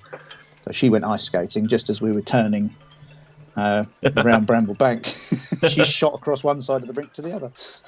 Wow. But that It's quite much. interesting. There was enough force, I guess, because you can slide fairly easily, don't you? Want Yeah, this is it. She sort of pushed off one side and went a bit quicker than she thought she was going. It's quite amusing. And there we go. So that's Cow's Cam is showing us Sky Princess, and if we go back here to Cruise Cam, we can see where Sky Princess from that view.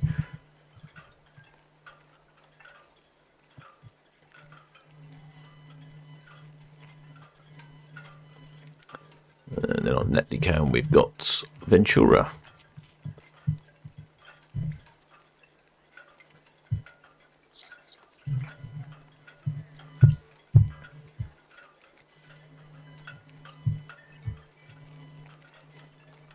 How big was the ice rink then? They have ice shows on board, so Oh wow! not as big as a proper full size like a Olympic size, I suppose, but yeah, big enough for professional ice skaters to come out and do things like leaping in the air and all that kind of thing, pirouettes and things. So yeah, it needs to be of a certain size. Don't exactly know specifications, but yeah, But big enough to have shows and performances on. yes, yeah, exactly. And again, it's ice rather than synthetic stuff. So yeah, just the logistics of putting one of those on a ship's quite something. Yes, and it must, like I say, it must be troublesome when they start to reach some high seas. Yes. Yeah, they have cancelled ice shows before because again, if you're,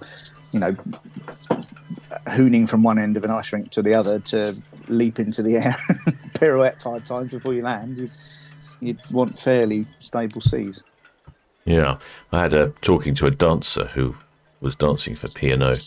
She was learning all of the various different dances from the shows she had to do, and she was telling us stories about how when it was really rough at sea, she leapt up into the air, and then when she went to come down, the floor was a couple of feet away from where it was when she left. Caused her to damage her ankle. Ouch. It's almost like it reminds me of a waltzer. Mm.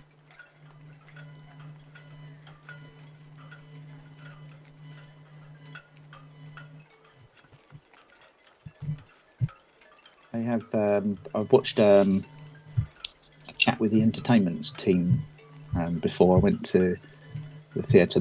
When you're at sea and things, they tend to have little, almost like conference sessions, I suppose you could call it. But they'll have various members of staff on stage for you to do Q&A with, and it's quite interesting. Speaking to like food and beverages manager, and then the entertainments captain, I think they call them, and they were saying they have different versions of the shows that they do depending on the sea state. So there'll be one, like some of these that have aerial activities.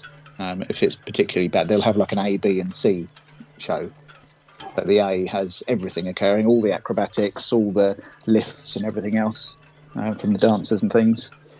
And then another one, if the sea is slightly rough, then they'll have a B show, which doesn't have quite so much flamboyance. And then the C show is for really bad sea state, and they just sort of plod around, I think, on those ones. Keep their feet on the ground as much as possible. Yeah, well, you don't really want them damaged. It's not like you can get a replacement dancer very quickly. No, that was it. That was another interesting question as well. People said, what do you do if, you can't just call in the understudy for a lot of things for these shows? What do you do? And they said most of the crew, or the dance team or the performers and things, they've all got multiple talents and they can all cover various roles, so they know a lot of the different parts, which is quite good. So it might be a backing dancer for something will then suddenly become a lead role, and they just sort of shuffle the backing dancers across to fill the gap, so nobody really notices. That was quite an interesting one, because you can't, again, like you say, if you're in the middle of the sea, you can't just call in an understudy to come in that night. No, it's all these things you don't really think about, do you, when trying to operate a cruise ship, because essentially it is the size of a small town. Yep, but absolutely. Rather isolated. Yeah, you can't carry spare actors and dancers and things like that for every role. Yeah.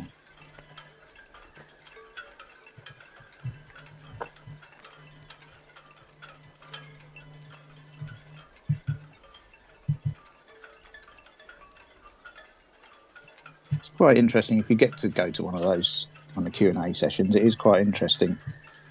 I've normally kind of avoided them because I've thought, what could I possibly want to know? But it is interesting to hear other people asking questions, and then you think, actually, that's a point. I'll ask something now. So yeah, and you get to find out quite a bit more. Little sneak peeks of behind the scenes. Which cruise line was this on? Do you remember? That was Royal Caribbean. That one. Yeah. Yeah, certainly I'd find that interesting. When I went, I did ask if I could have a tour of some of the areas, and they said no due to COVID restrictions. But I think it's just an excuse not to show anyone around the engine rooms or bridge these days. Imagine it's health and safety issues as well, aren't they? Oh, I'm sure it is, yes.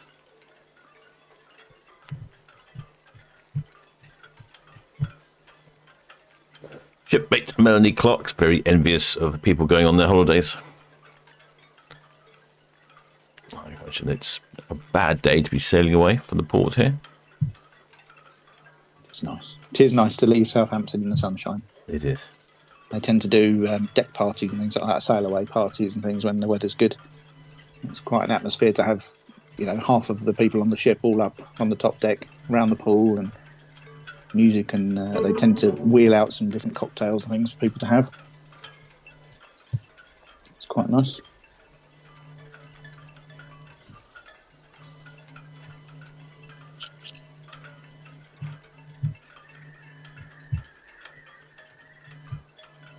You could change that as well if you want to, Melanie. Get in touch. I can book you something.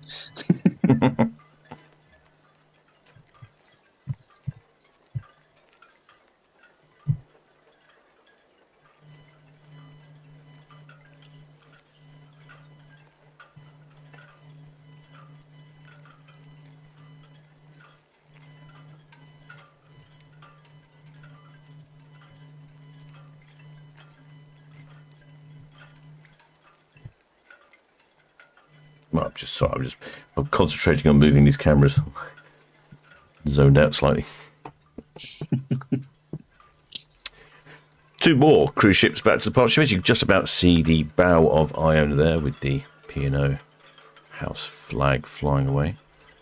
And she is due to depart at 6 o'clock, along with MSC Virtuosa, who's a little bit up in the main port by Mayflower Park. Yeah, it's facing the wrong way, so she'll probably reverse back to the middle swing ground on her way out, so we probably won't see her till about 6:30, I would imagine.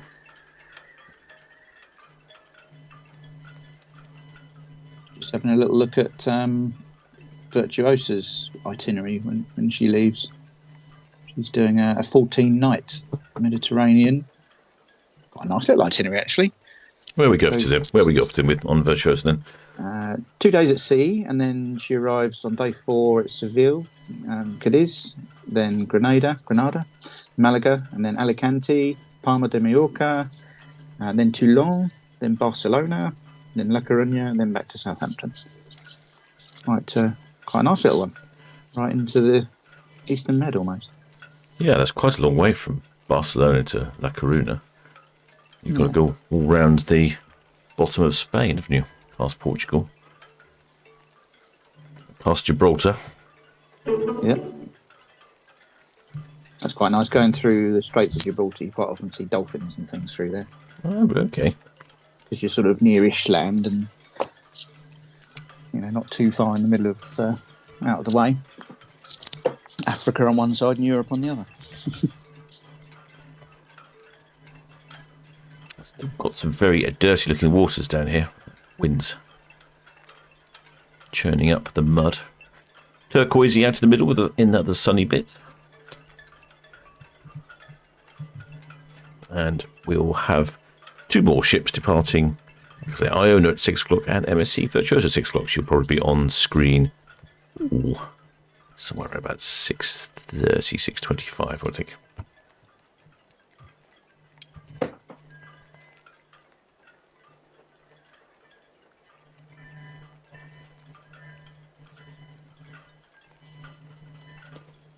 What he's talking about, Tallahassee. Shipmate Kuski says, dumb question, but do cruise ships out of Southampton go to Greece much? I think that's a question for you, Paul. No, it is. It depends on the length of the cruises, because obviously it takes that little bit longer to get there. Not lots, but yes, there are some available.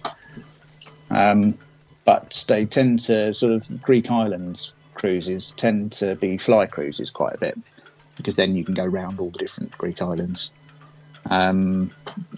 There's obviously the Virgin Voyages one that goes from Barcelona and heads over the Greek islands as well. But yeah, just because it's that little bit further, takes that much longer to get there. You're looking at sort of 6 days before you get there.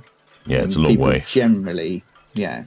People generally are looking at sort of 2 weeks for a holiday, just because of things like annual leave and things like that. So you don't want to spend all your time going to somewhere in Greece and then cruising all the way back again straight away.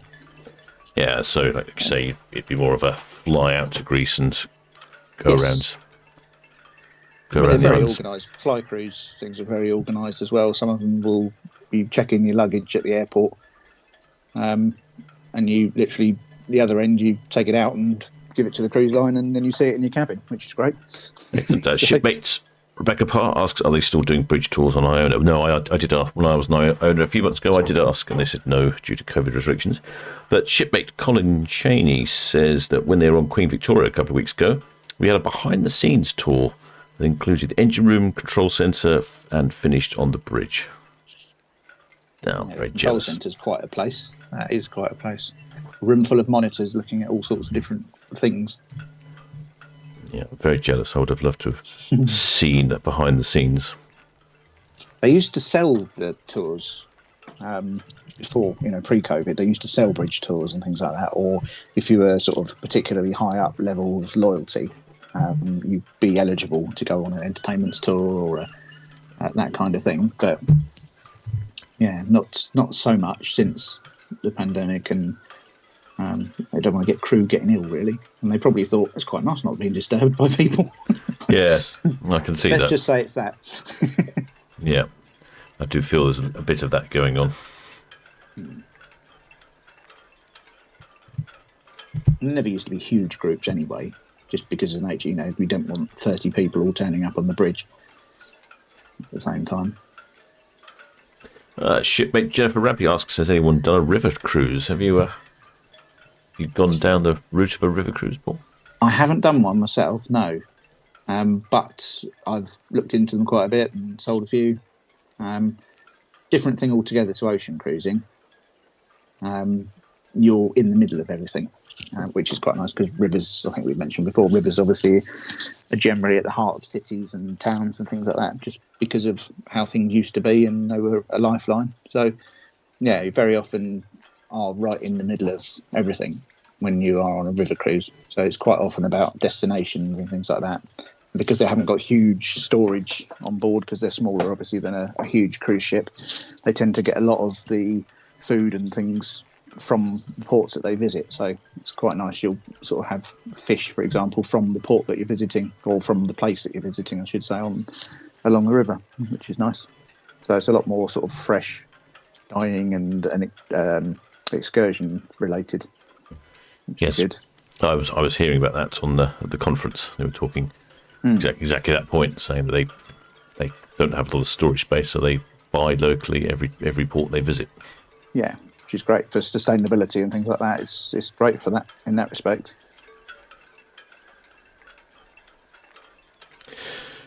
Shipmate Daniel Sands says that Emma Cruises did a river cruise recently. She did, and she hadn't been on one either, actually.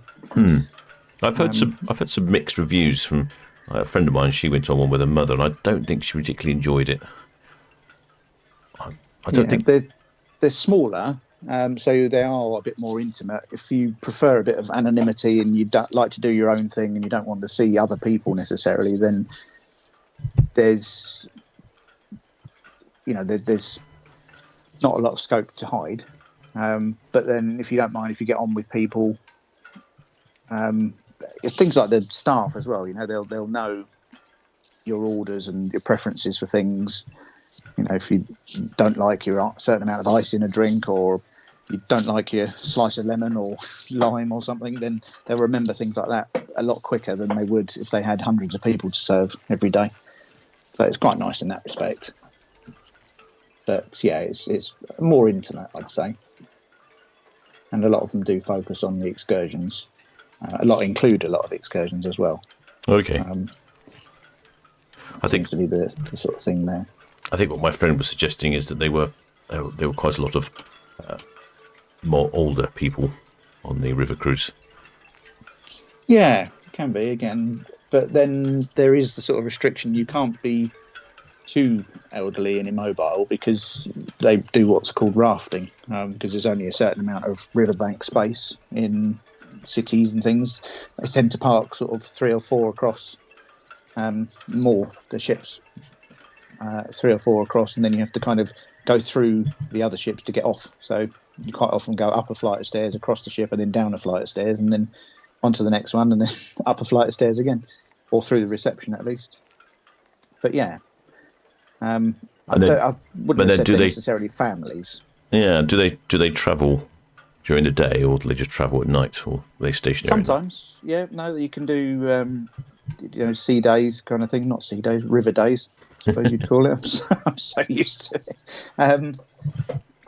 Yeah, sometimes, but again, generally speaking, they want you to be in a place during the day, kind of thing. But it depends on the itinerary of the cruise itself. But you're quite often limited to quite how far you can go. They tend to not to be like you'll get a transatlantic cruise. Obviously, they'll go 5 days without being 5 or 6 days without being on land at all. But yeah, it might be that you'll leave earlier in the day and get off to your next destination and arrive the next morning and things. But it's not much fun to just be in ports at night, really. No, curious. I can't quite imagine how it would work, really. No, because you want to see when you're travelling on the river, but yeah. Yeah, it might be. It just depends really on where it is that you're heading to next. It's all very itinerary based. Just having a quick look at Iona's bow there. It looks like she's got a shipmate out on the well deck there. So I would think that 6 o'clock departure is imminent. We've got 10 minutes to go.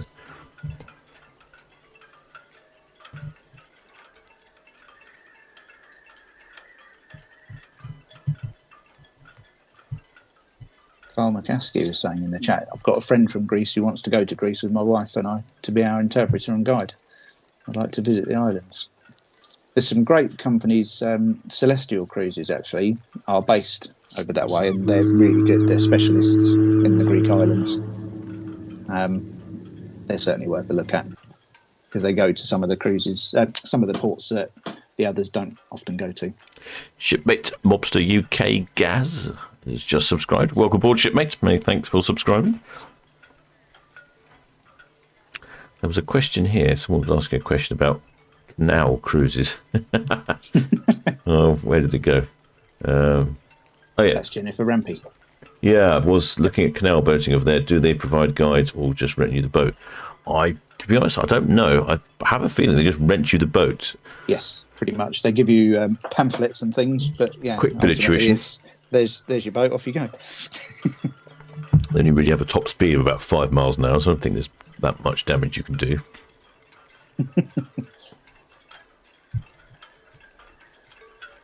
Mark Crabtree, beneath that comment, question for Paul, that'd be me.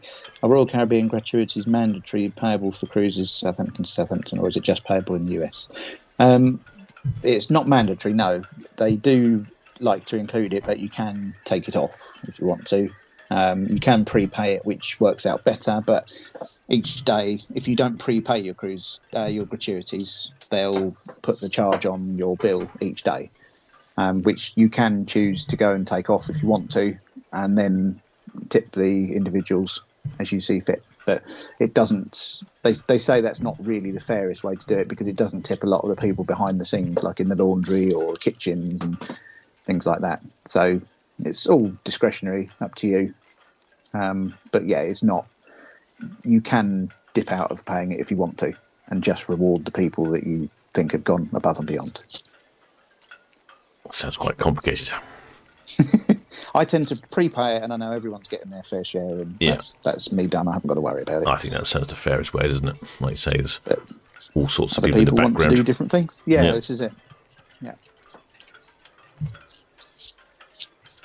Let's have a quick look on cruise cam. You can see nothing much going on, but we are a few minutes before departure time. I can still see lots of yachts whizzing about in the Solent for around the island race. I imagine some of these competitors have finished and they're probably just going home after their race. Let's have a look. Where is the majority of them? Yeah, the majority of them now are coming round. So I can show you this. The majority of them are coming round the Isle of Wight on the north side. It's just a lot of yachts, and I imagine some of these chaps are going back to their berth in Portsmouth. Oi, Shipmate Entertainment World. Many thanks for subscribing, shipmates. Welcome aboard. There you go. You're going to see a few of the yachts there in the sun. There must be a decent breeze because they are heeling over quite well, some of them. Yeah, we're still gusting towards 30 knots. Occasionally with sort of like a good 20-knot breeze. So, yeah, that's pretty windy. 100% humidity and temperature just under 20 C. Quick check on Iona. Not much going on there.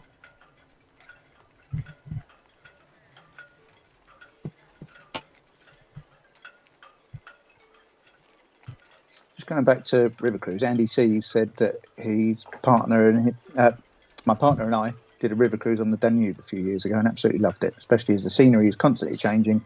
We had night stops in Vienna and Budapest. Oh, there you go. So that answers that question. So, yeah. There we are. I think that's the next Clear conference, isn't it? The river cruises. That's it, yeah. That's always quite a good one. Similar theme to the ocean cruise one. I presume they ply you with lots of alcohol and tell you how great it is. It's great. It's amazing. Not that you know anything about that from the ocean cruise. No, not at all, no. Conference, no. I was busy making notes. Yes. And eating. Yes. They ply with food and booze. There was lots of food.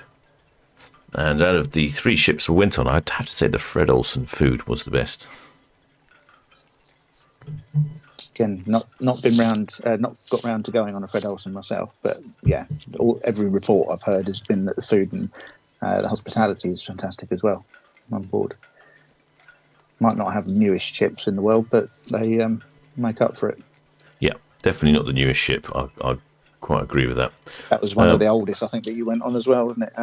Yes. Balmoral. Yes, it was. Balmoral? Yeah. It was Balmoral. Yeah. Yeah. She's more senior, Balmoral. Shipmate Alistair says the captain has just announced departure on Iona. Still have some lines down there, but I'm guessing they'll due to come in shortly. It's getting a bit windy out there for old itching for Netley cam. Let's try itching cam. Well, even itching cam's blowing around. Oh, is it not very good, is it?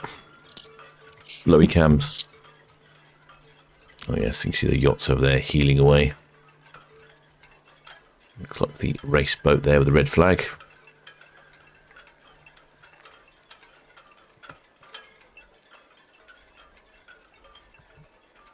Here's a good question from Carl McCaskey. Question for the hosts. What was your all-time favourite thing you've ever experienced on a cruise you've been on?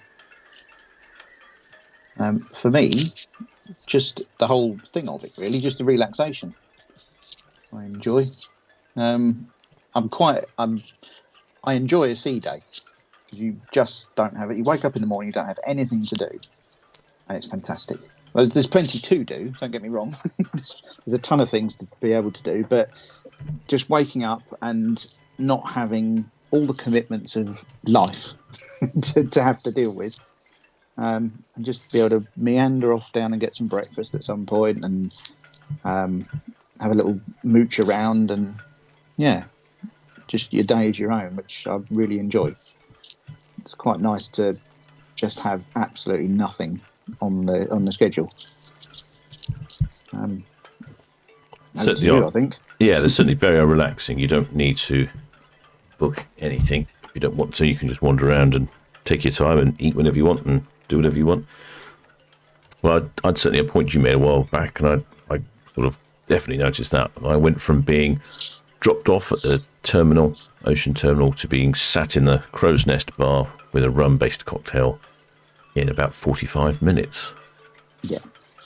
That's the excellent thing about cruising from Southampton, or if you're near a UK port. For me, for you, obviously you're just literally on the doorstep. But for me, it's sort of 45 minutes from home.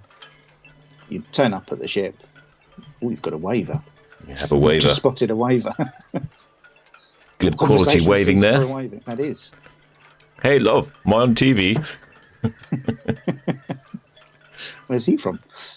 I don't know. I'm not sure. I'm going to leave that accent undefined. Oh, come back. Can't do a half job at waving? That's outrageous. Can you see me? He's gone back in. Can you see me? Yeah, I suppose the next step really would be to get dropped off on the cruise ship by boat as it's departing the port. No, he's back again. Like the pilots, I'll see if I can get dropped off on a ship. That'll be enjoyable. Now, he's probably struggling because there is about a 20-second delay between what you see on the screen. Oh, he's got his device in. Oh, is he typing now, is he? Is that Alistair, you think? You did say he had a cabin. Yeah, someone's saying, I think it's Alistair. He didn't type anything. He looked like he was typing. I'm worried about his coordination here. Oh, yeah, that is, yeah. If he waves the wrong hand, the phone could go. Yeah, somebody in the chat said that. Don't drop your phone. Don't drop your phone. Well done, shipmate. Yes, he's commented. Yes, it's me.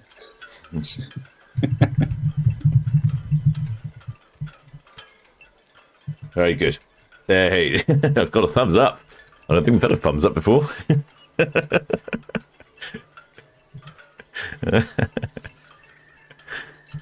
Oh, that's pretty good.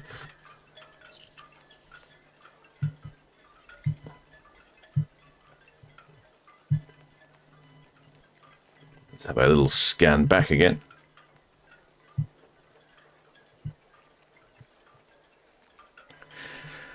See if we have any more waivers or any flags. Towels. Oh, he's still waving.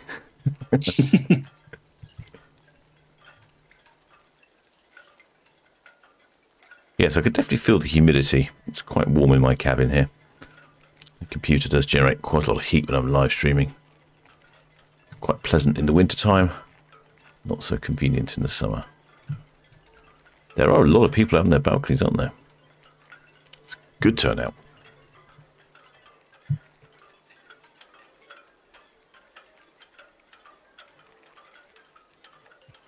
Helps with the weather, definitely, doesn't it? Bit of sunshine, you don't mind. Oh, definitely, yeah. That's another thing that's great about having a balcony as well. I will always pay the extra now to go for a balcony. Some people prefer to save the money and potentially go on 2 cruises for the price of, having an inside cabin.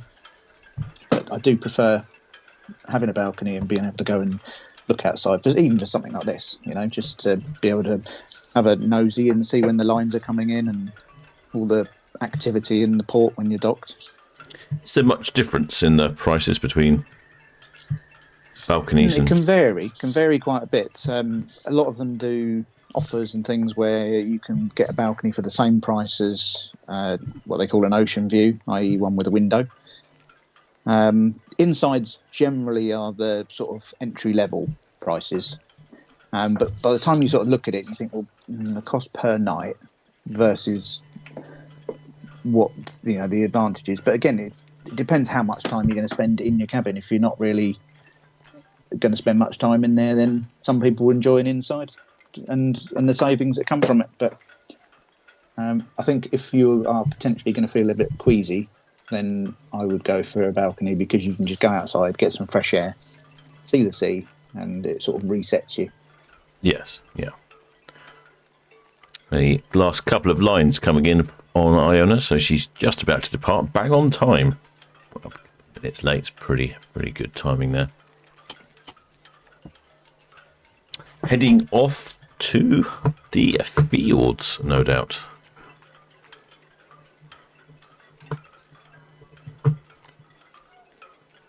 Yes. Via Stavanger, Ålesund, Olden and Haugesund.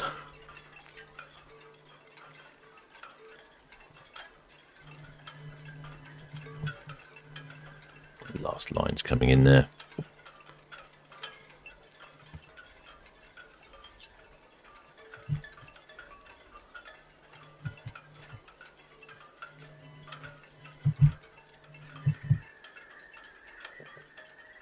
Quite interesting watching them when you're docking, when they're dispatching their lines. But one of these sort of pressurized cannons, they've got almost like a tennis ball on the end that they fire out. It's quite interesting. Yes, yeah, that's quite good, isn't it? You just shoot them off. Yep. Shoot the little thin lines off, and then you hoist up the bigger.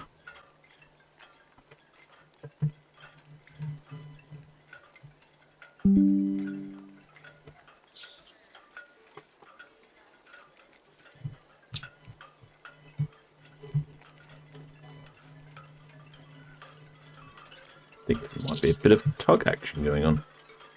Mm-hmm. Yes, looks that way. I did wonder, that it is quite windy out there, and sometimes we're going to get, yeah, that fits Mercurius. I would think that the weather is such. Let's have a quick look at the weather. Yeah, we are gusting to 30 knots. And it seems to be whenever the weather's over 20 knots, especially gusting to 30, they seem to deploy the tugs. She's in a bit of a channel there as well, isn't she? Yeah, as opposed to just having water to one side. Yes, that's absolutely. And the wind direction will be straight onto her side. So when she turns, she'll suddenly get a lot of wind on her starboard side, which is probably not very good. Safety first with a couple of tugs. Oh, we haven't seen tugs for a while.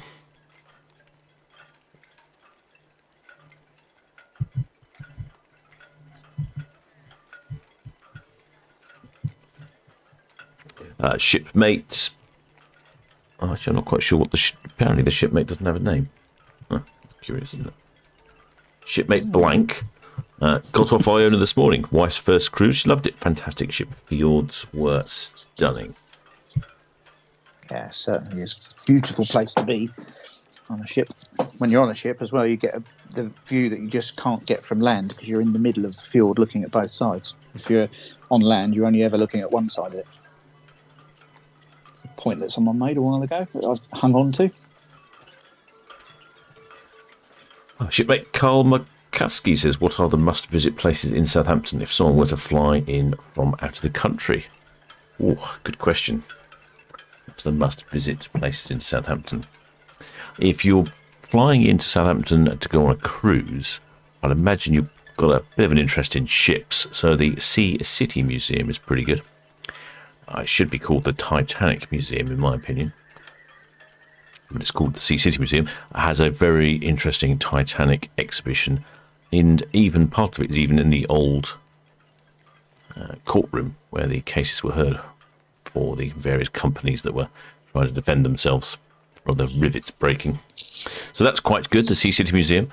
There is also the Solent Sky Museum, which is an airplane museum. That's really interesting. The Spitfire plane was developed here locally and test flown from the Southampton water and from Cowshot, the Supermarine Spitfire. So the Solent Sky Museum is very interesting. And one of the things I like to do is when I have friends visiting from out of the country, I like to take them on a walking tour around the medieval walls. The guides have really interesting stories, and I've been on quite a few now, and they've always got a different story about something else. They've all got their own little stories, and I always found that fascinating. So that'll be my sort of top 3, I suppose. It's quite good if you're staying in Southampton for a little while as well. Excuse me. You can nip round to Portsmouth as well and go into the museum there, Mary Rose, and the historic dockyard there is quite an interesting place to go to. Yeah, there's the whole naval aspect of Portsmouth. You've got the Naval Museum, Submarine Museum, Mary Rose, like you say. Yeah, there's a slightly different flavour, but absolutely a lot of things there to look at. I think you can get you can buy like a package ticket to all the museums. I seem to remember that was quite good value.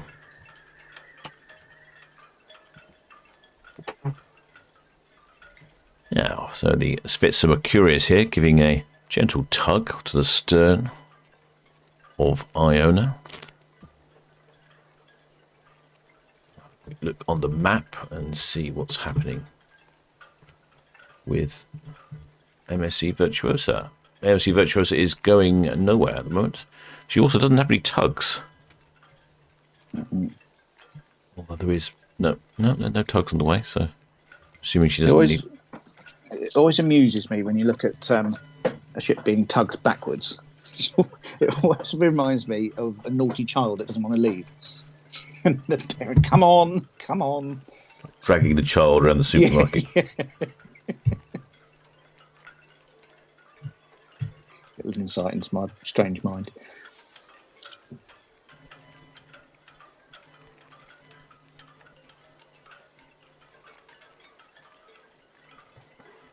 Right, I'm just moving the itching cam around a bit. Be able to see too much. Can't see anything at all. I've gone past it. No, not gone past it. Hang on, where am I going? There we go. So the view on itching cam is slightly obscured by all the car parks, looking directly into the sun. Do get some lovely sunsets on itching cam. It's been rather wonderful.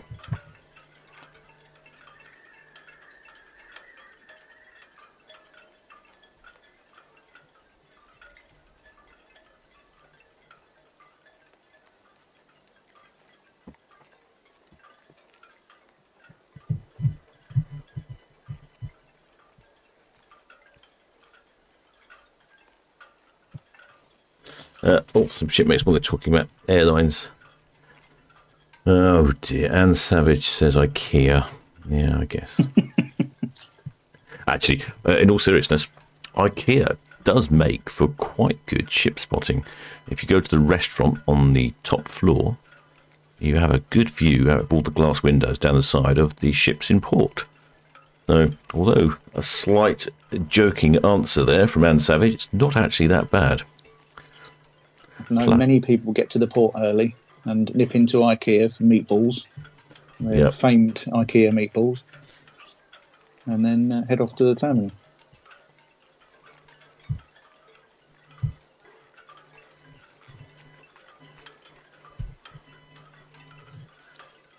The windsock there is a bit limp, but I'm pretty sure the wind is pretty healthy at the dockhead. Yeah, that we're still gusting to 30 knots. It's pretty windy. Currently around between 15 and 22.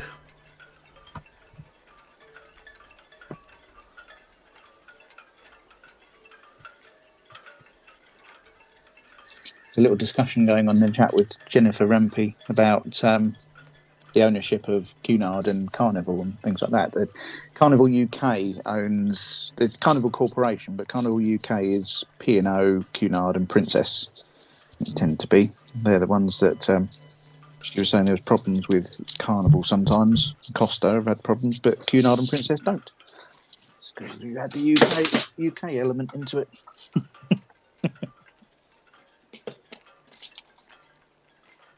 Everything's falling down in my cabin. Oh dear. Oh, yes, World of 360. Well, Shipmates asks, what are the purposes of the tugs? It's due to the high wind conditions, even though the windsock is quite limp there. Once the wind is over 20 knots, they seem to deploy the tugs, mainly because the current wind direction means that Iona is effectively reversing more or less straight into it. She's probably reversing like a side-on wind, and it will certainly make it difficult when she turns. She'll definitely catch the wind. So safety first. The tugs will be there to assist and pull the ship around. They should be fairly manoeuvrable themselves, but you never know. Gusts can come.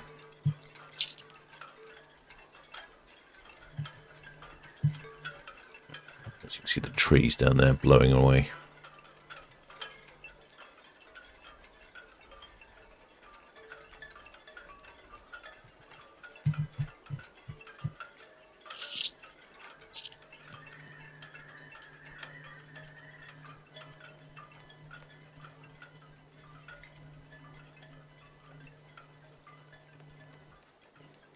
No problem. World of 360 said obvious once explained. Yes, it is obvious, but it's not always obvious quite how windy it is, although you can see the trees blowing around. But I don't quite know how it all works, because if you have a look at the map, we've got MSC Virtuosa at the other end of the port, and she'll be departing. Well, she's departing now. Look, she's on her way, and she doesn't have tug assistance.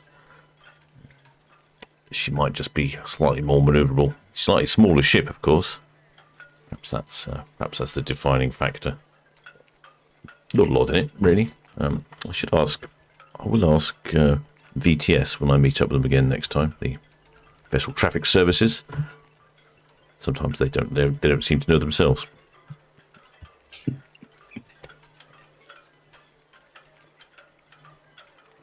They were trying to get me out on a pilot vessel for when a ship comes in, and didn't really do it during lockdown. So must ask them again about doing that. Quite fancy that. Yeah, that'll be an interesting experience. Yeah, I've watched a few, quite frankly, quite hairy videos of the pilots boarding ships. So I think it'd have to be on a calm day. Not sure I fancy trying to jump onto a ship when it's going up and down 20 feet. No. Been on ships before when they're boarding pilots or disembarking pilots, where they've sort of put the ship into a turn to create some calm water for the pilot boat to get near to the ship. Oh, right. Yeah. Sort of almost like ironing the water as they're turning on it. Yes, exactly. It's exactly what they do. Yeah, it does flatten the water out. So we have last two ships departing today, shipmates. We have the P&O Iona and the MSC Virtuosa. MSC Virtuosa is a little further up the port. There we go. We have two ships on the screen at the same time. If I can manage that. Yeah, there you go. She's turning in the middle swing ground. And then we have Iona here turning in the lower swing ground with the assistance of Svitzer Mercurius and Svitzer Eastern.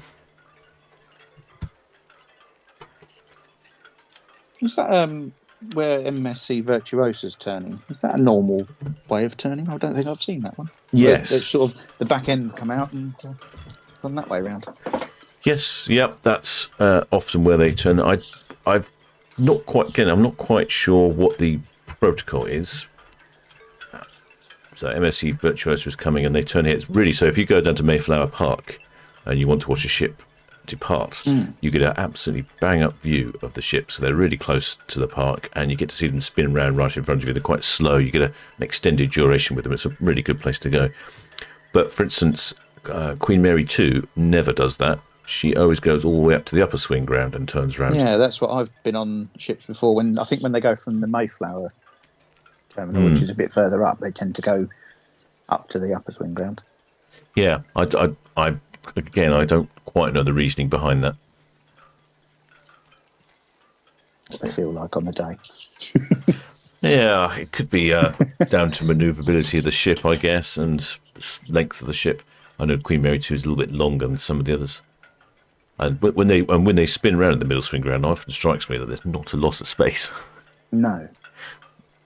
You know, it's a bit like that Austin Powers moment when you're doing the U-turn in the corridor. I do like that bit. It's interesting going into Cork before now, Cove. I think that was Celebrity Eclipse that I was on. And there was one of the Royal Caribbean ships was already in port, which doesn't often happen, apparently. So we had to kind of go in and pass the ship that was on the dock already. We had to do 180 degree turn whilst they departed. And then we literally pulled into the dock right behind them. They've just left it, almost like hotbedding. They had to move. Yeah, quite. Yeah, it was quite somebody posted a time-lapse video of it because it was right from the land. Yeah, and it was quite an elegant little pirouette and quite a coordinated little dance that was. Yeah, I was surprised when we were on Iona docking at one of the ports. I don't remember which one, and there was not a lot of space as she span round and then docked, and it fills me full of dread, and I dock things that are much, much smaller. Yeah. There was like a buoy floating at the front, like I don't know what you call the larger buoys with the light on and things, but that was at the front, and we thought, is that going to... And then it sort of disappeared, and then you went to the other side of the ship, and it just reappeared, and you thought, oh, okay, maybe we didn't run it over. Yeah. Yeah, it was quite interesting, that. Let's have a quick look back in the chat. What's going on here? Patricia Watson, shipmate, says Iona 5,200 passengers, Virtuosa 6,300. That's an awful lot of eggs. And rum. Well, last time when we were down at the conference, and they were loading up, I think it was for the Celebrity ship with these supplies, and there were pallets and pallets and pallets of eggs. And I think I read on one of the pieces that, I can't remember, the egg consumption is just amazing, isn't it? Something like 10,000 eggs per week or something, or even more than that. I don't remember what it was. I don't really know. It's probably more so because they bake so many different things on board. And I'm guessing, yeah, it's not all just the bread and everything. It's not just people having fried eggs for breakfast. No, it's boiled eggs as well, and omelettes, I suppose, and plates and plates of egg for breakfast. Yeah. That's one of the things that you sort of forget as well. You know, having been on quite a few cruises, you forget that, you know, all the bread rolls and things like that, everything's baked on board fresh. I tend to think, you know, you can't just ship in a load. Well, you can, I suppose, but you'd have to do it every day. So it's obviously better to just bake your own bread on board.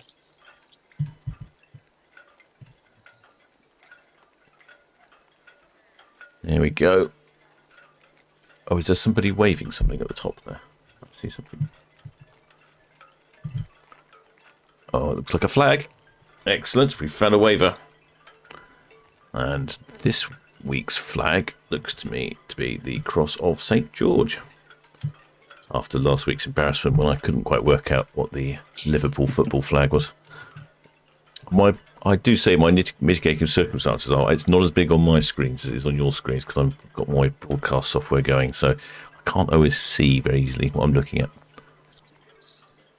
Definitely the Gusty though. Look at that. Look at the winds taking his flag up. I got some quality waving as well. Well done, shipmate.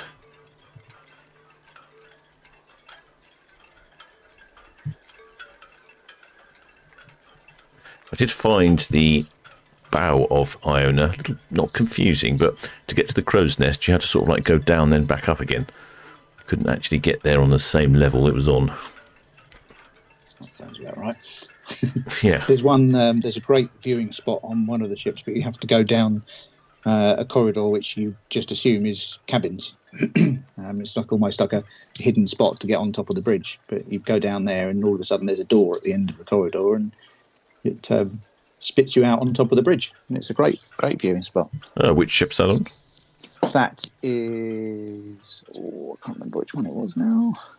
there's a few that I like it, that you can quite often go on cruise critics forums and things like that. Secret little places to go and view departures and things. Yes. I can't remember which ship that was, in fact. Spot a waving there from a couple of shipmates. I think they might be waving to somebody on Town Quay. Or they're looking at their phone, maybe. No.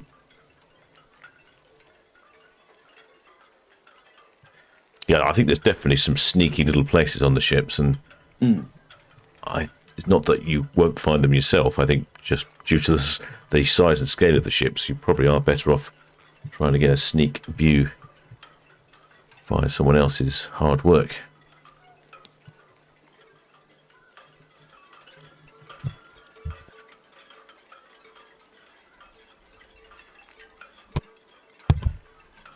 Carl McCaskey saying in the comments, fresh baked goods on a ship is wonderful. Certainly is. A warm chocolate croissant. It's quite something. Or pan au chocolat, should I say? I think I'm going to have to ban food talk when it's getting very close to galley time.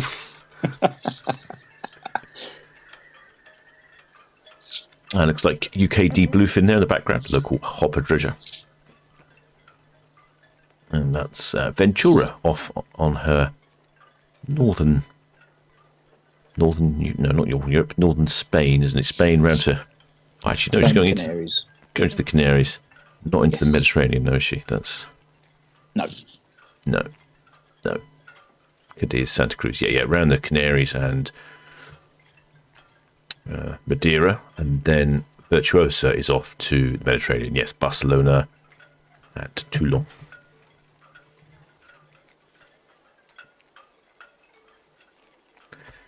Have a quick look. I think Iona's taking quite a long time to actually come out today. That is the tug assistance. You can see there is a tug down halfway down the side, which is taking a little bit longer than usual, which is slightly alarming because MSC Virtuosa is all spun round and ready to head on down.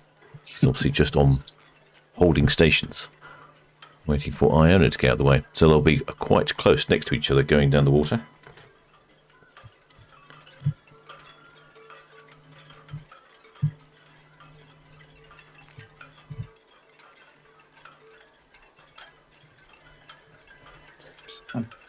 I'm not sure with MSC Virtuosa being of Italian heritage or origin, I don't know how good they'll be at queuing. Now then, careful. Scusi. Places to be.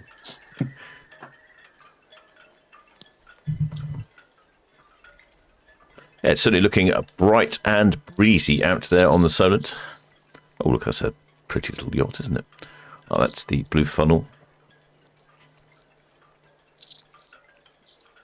Those fields are looking very brown. Haven't had a lot of rain lately. The only rain we've had lately was yesterday evening when I tried to drone the Manx ferry. Very annoying.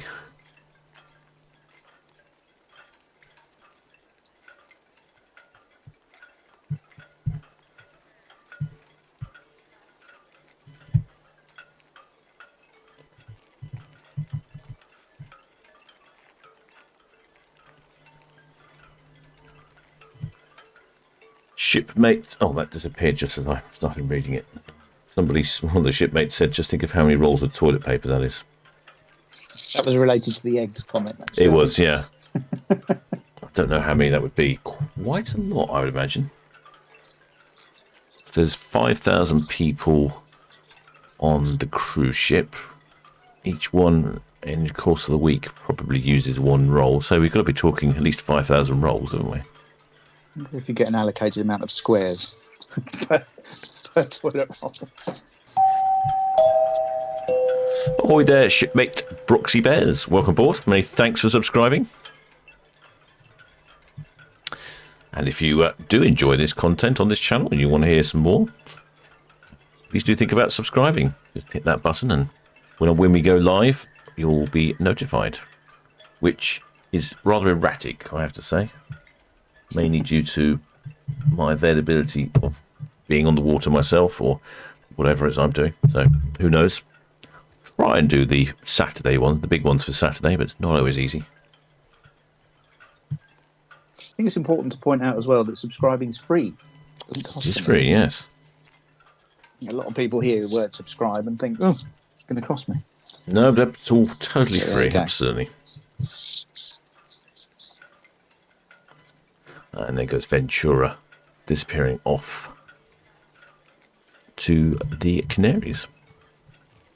That's, I think that's shipmate Etienne's driving that camera. I'm not entirely sure who's driving that one. It could be shipmate Kevin. We have a full complement of spanners today. And they are always in the chat answering the questions that I don't know how to answer. And also on the live streaming cameras all the time. So do thank the spanners if you are enjoying their input. Oh, it looks like the red funnel is now coming past after having waited. Oh, there's shipmate Max 15 karting. Many thanks for subscribing. I think I have to reduce the size of my font, aren't I? It keeps going off the side of the screens. I'll just have a quick look at the map. Oh yes, it looks like... Yeah, so there's Virtuosa. She's at the middle swing round. She's swung round. In fact, she's swinging back the other way. She's obviously just dithering around in the breeze. It's probably quite difficult to hold stations. And you can see the two tugs here on Iona. Dithering around in the breeze. Like a massive, expensive kite. Yes. I imagine it's, frankly, probably quite difficult to hold stations on a large ship. In the smaller ships, you just press a button and it holds your GPS location. I don't know, maybe they have that technology. I don't know.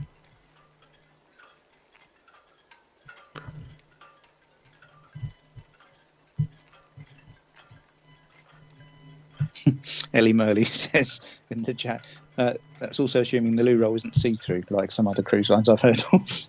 No, really? I can't say I've experienced see-through loo roll before. I think it is a special type so that it breaks down quicker than your average because of the nature of the... That would make sense, wouldn't it? Yeah. Yeah, it relieves the strain on the onboard sewage works. Yes.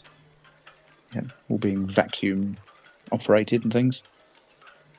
Yes, I did notice they were very efficient. You must rise before flashing on those as well. Yeah, if you dropped your phone down the toilet, there would be no chance of getting that back. No. That's why they get particularly upset with people putting things down loos that you shouldn't put down there. Because it causes blockages and then upsets everyone else in your corridor or along the run. Oh, that would be bad ship etiquette, would it? Yes, very much so. Still doesn't stop some people.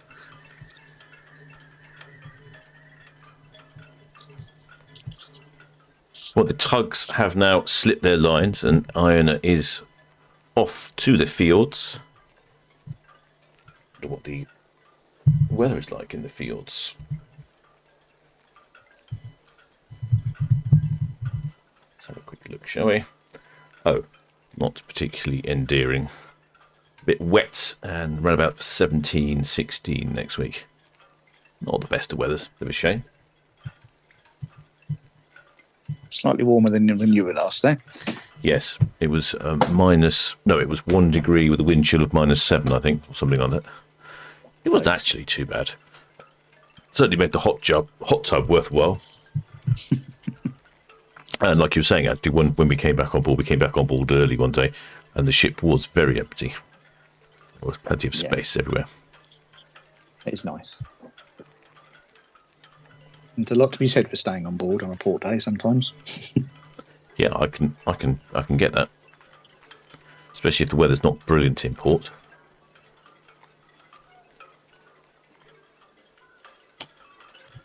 Go and meander around, and I've gone and had sort of an early dinner in the buffet sometimes, and it starts filling up when it's nearer to disappearing, from port time. You end up start realising when everyone's coming back to the ship. Hang on a minute, there were another 10 tables spare around me. Now there's people there.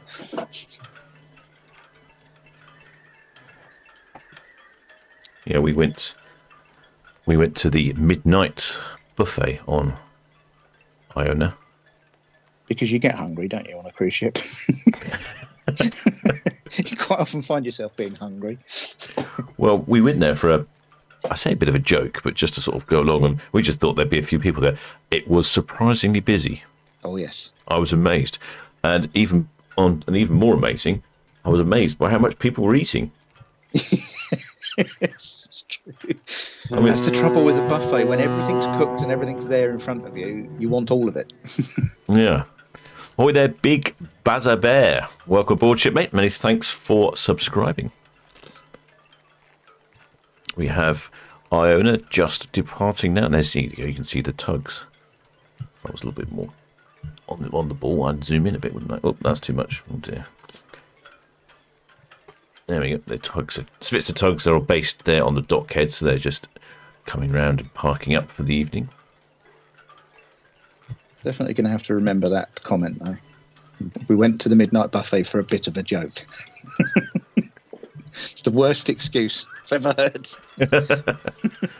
Well, we just didn't think there'd be many people there. I was just amazed. And behind us were a table of 3 very delicate Asian ladies with 2 trays per person and 2 plates on each tray with an absolute mountain of food. And the shipmate I went with said, well, they've overdone it. He was saying how bad their buffet etiquette was, saying they'll never manage all that. Clean their plates off. Absolutely amazing. In a less than delicate way. Yeah. You can just about see the infinity pools there on the stern. Ahoy there, shipmate. Ships are cool. No hiding your passion there, is there, shipmate, with a name like that?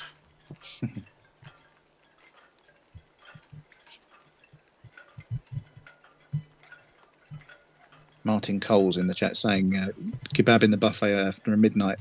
Kebab in the buffet at midnight on Iona is amazing, especially after a few rums. Yes, actually the shipmate I was with had a kebab. I think I might have had a bit of a nibble of one myself. I don't really remember. It's all coming out now, isn't it? It's all coming out now. Went there for a joke and now might have had a nibble of a kebab. Well, it was more out of curiosity. Oh, there we go. Course. We can see both the infinity pools here on the stone. The only problem with this time of year is we do get a bit of heat haze. There's a chap there jumping around, splashing about. Yeah, you can just about see there's like a sort of catch trough. So people below aren't getting splashed, but I imagine there might get some spill over at some point.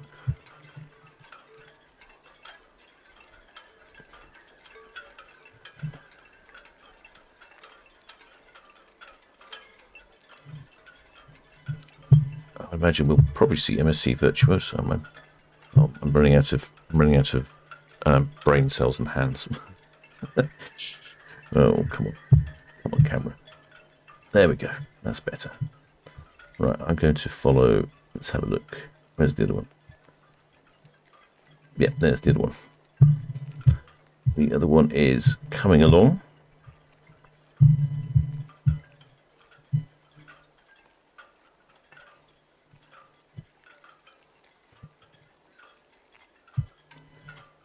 Quite tricky following all the ships with these cameras.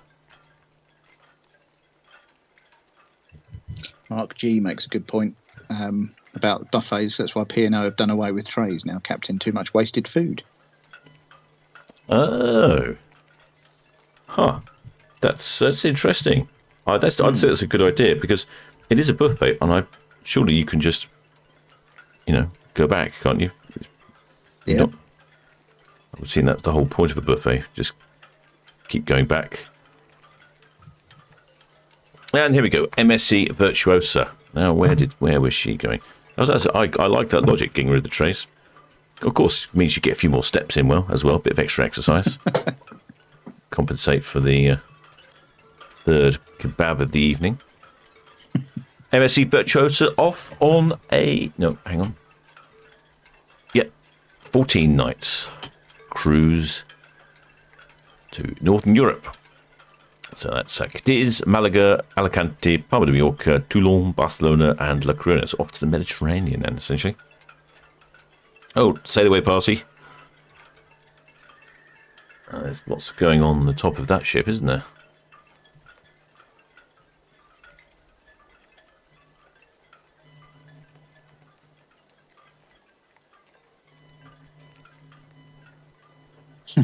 H. Hottie in the chat was saying we'd done exactly the same on Iona last year. Wanted to try the midnight buffet. And geez, people had full-blown three-course meals. Yes, I know. I suppose if you've had an afternoon nap that overran. Yeah, I guess. I mean, you could. I guess you could. Yeah. I mean, you could have a big blowout lunch, overdo it slightly, have a bit of a nap in the afternoon, go and watch a show, wake yourself up a bit, have a couple of drinks, and then, yeah, head on down to the buffet.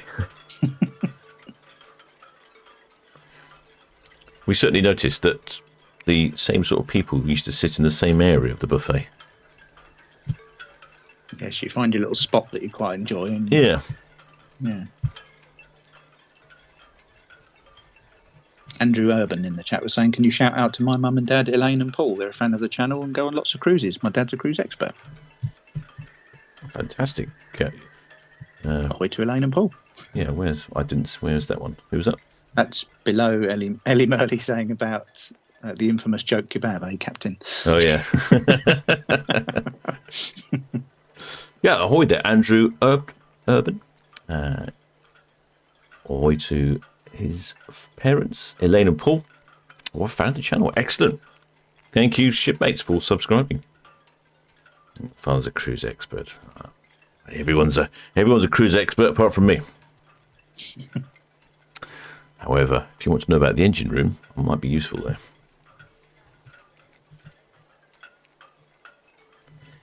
Shipmate, I didn't have read this one. Shipmate Crawford G says the midnight buffet on the Linoid Brezhnev in 1987 on a Mediterranean cruise was surprisingly busy too. Gosh, you got a good memory. Mark G making a good point about also on P&O room services open all night, reduced menu. Should you go hungry after breakfast, lunch, dinner, and a midnight snack? I'd be tempted to order a bit of room service just to see what it's like. Ah, again, yes, just for the experience. Yeah, of course, yeah.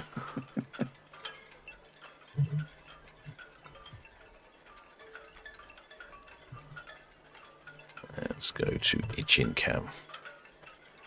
There we go. Passing a dock head now is the MSC Virtuosa. Shipmate Kel Horner says his daughters are on the Virtuosa with their grandparents. Lucky so-and-sos, he says.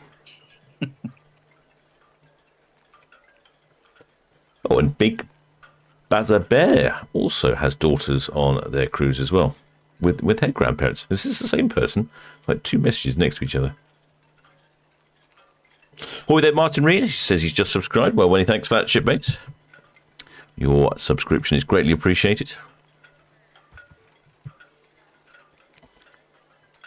Still looking very sunny here in the port of Southampton.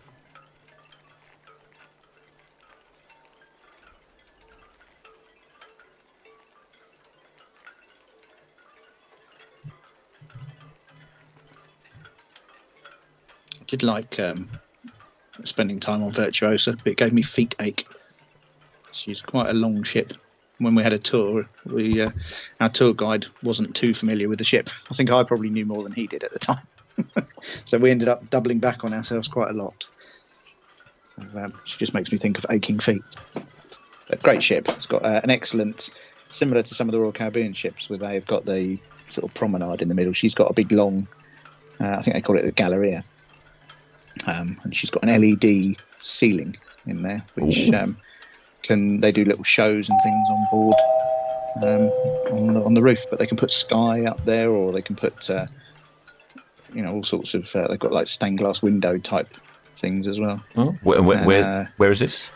This is on board MSC Virtuosa in the centre inside.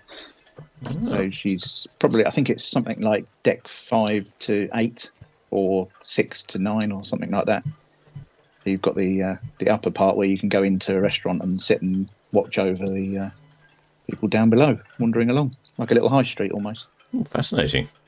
Quite an impressive place. Oh, and they've got a big chocolate factory and chocolate store type thing on there, so you can watch them making chocolate, if that's your thing. They tend to do quite a lot of collaborations, MSC. They've got a collaboration with Lego. They've got various Lego things for the kids, and then can't remember the name of the chocolate place now. Yeah, but various different things. Crayola, they've got a big area for the kids again with Crayola things. So they like their collaborations, but it's advertising, but it's a positive way of doing it, which is good because it brings things on board. You can just see on that shot actually they've got like almost like Go Ape at the top at the back of the ship there. Yeah, there's a whole outside there. I remember reading about that when it first came in.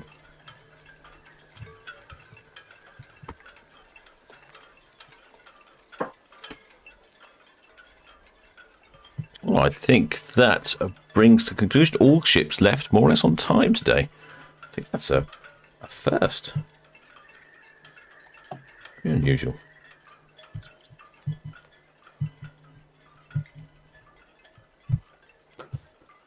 Well, I'd like to just thank Paul from Love Cruise. You're very welcome. Thank you for having me. Appreciate it. And if you have any cruise needs, just click on the link below and he'll help you out and advise you on pre-booking the midnight buffet. Quite right. I'd just like to thank all of the subscribers, all the spanners are in the chat, providing you all the useful information that I don't remember or forget or just don't know. Frequently the case. And all the PayPal donators and Patreons. I shall continue following the MSC Virtuosa as she makes her way down Southampton water. Probably got Iona a little bit further down as well, haven't we, I suspect. Looked at her for a while. And if you have subscribed, many thanks. And if you haven't, please subscribe. It's free. It's free. And we'll see you next time. Until next time, shipmates.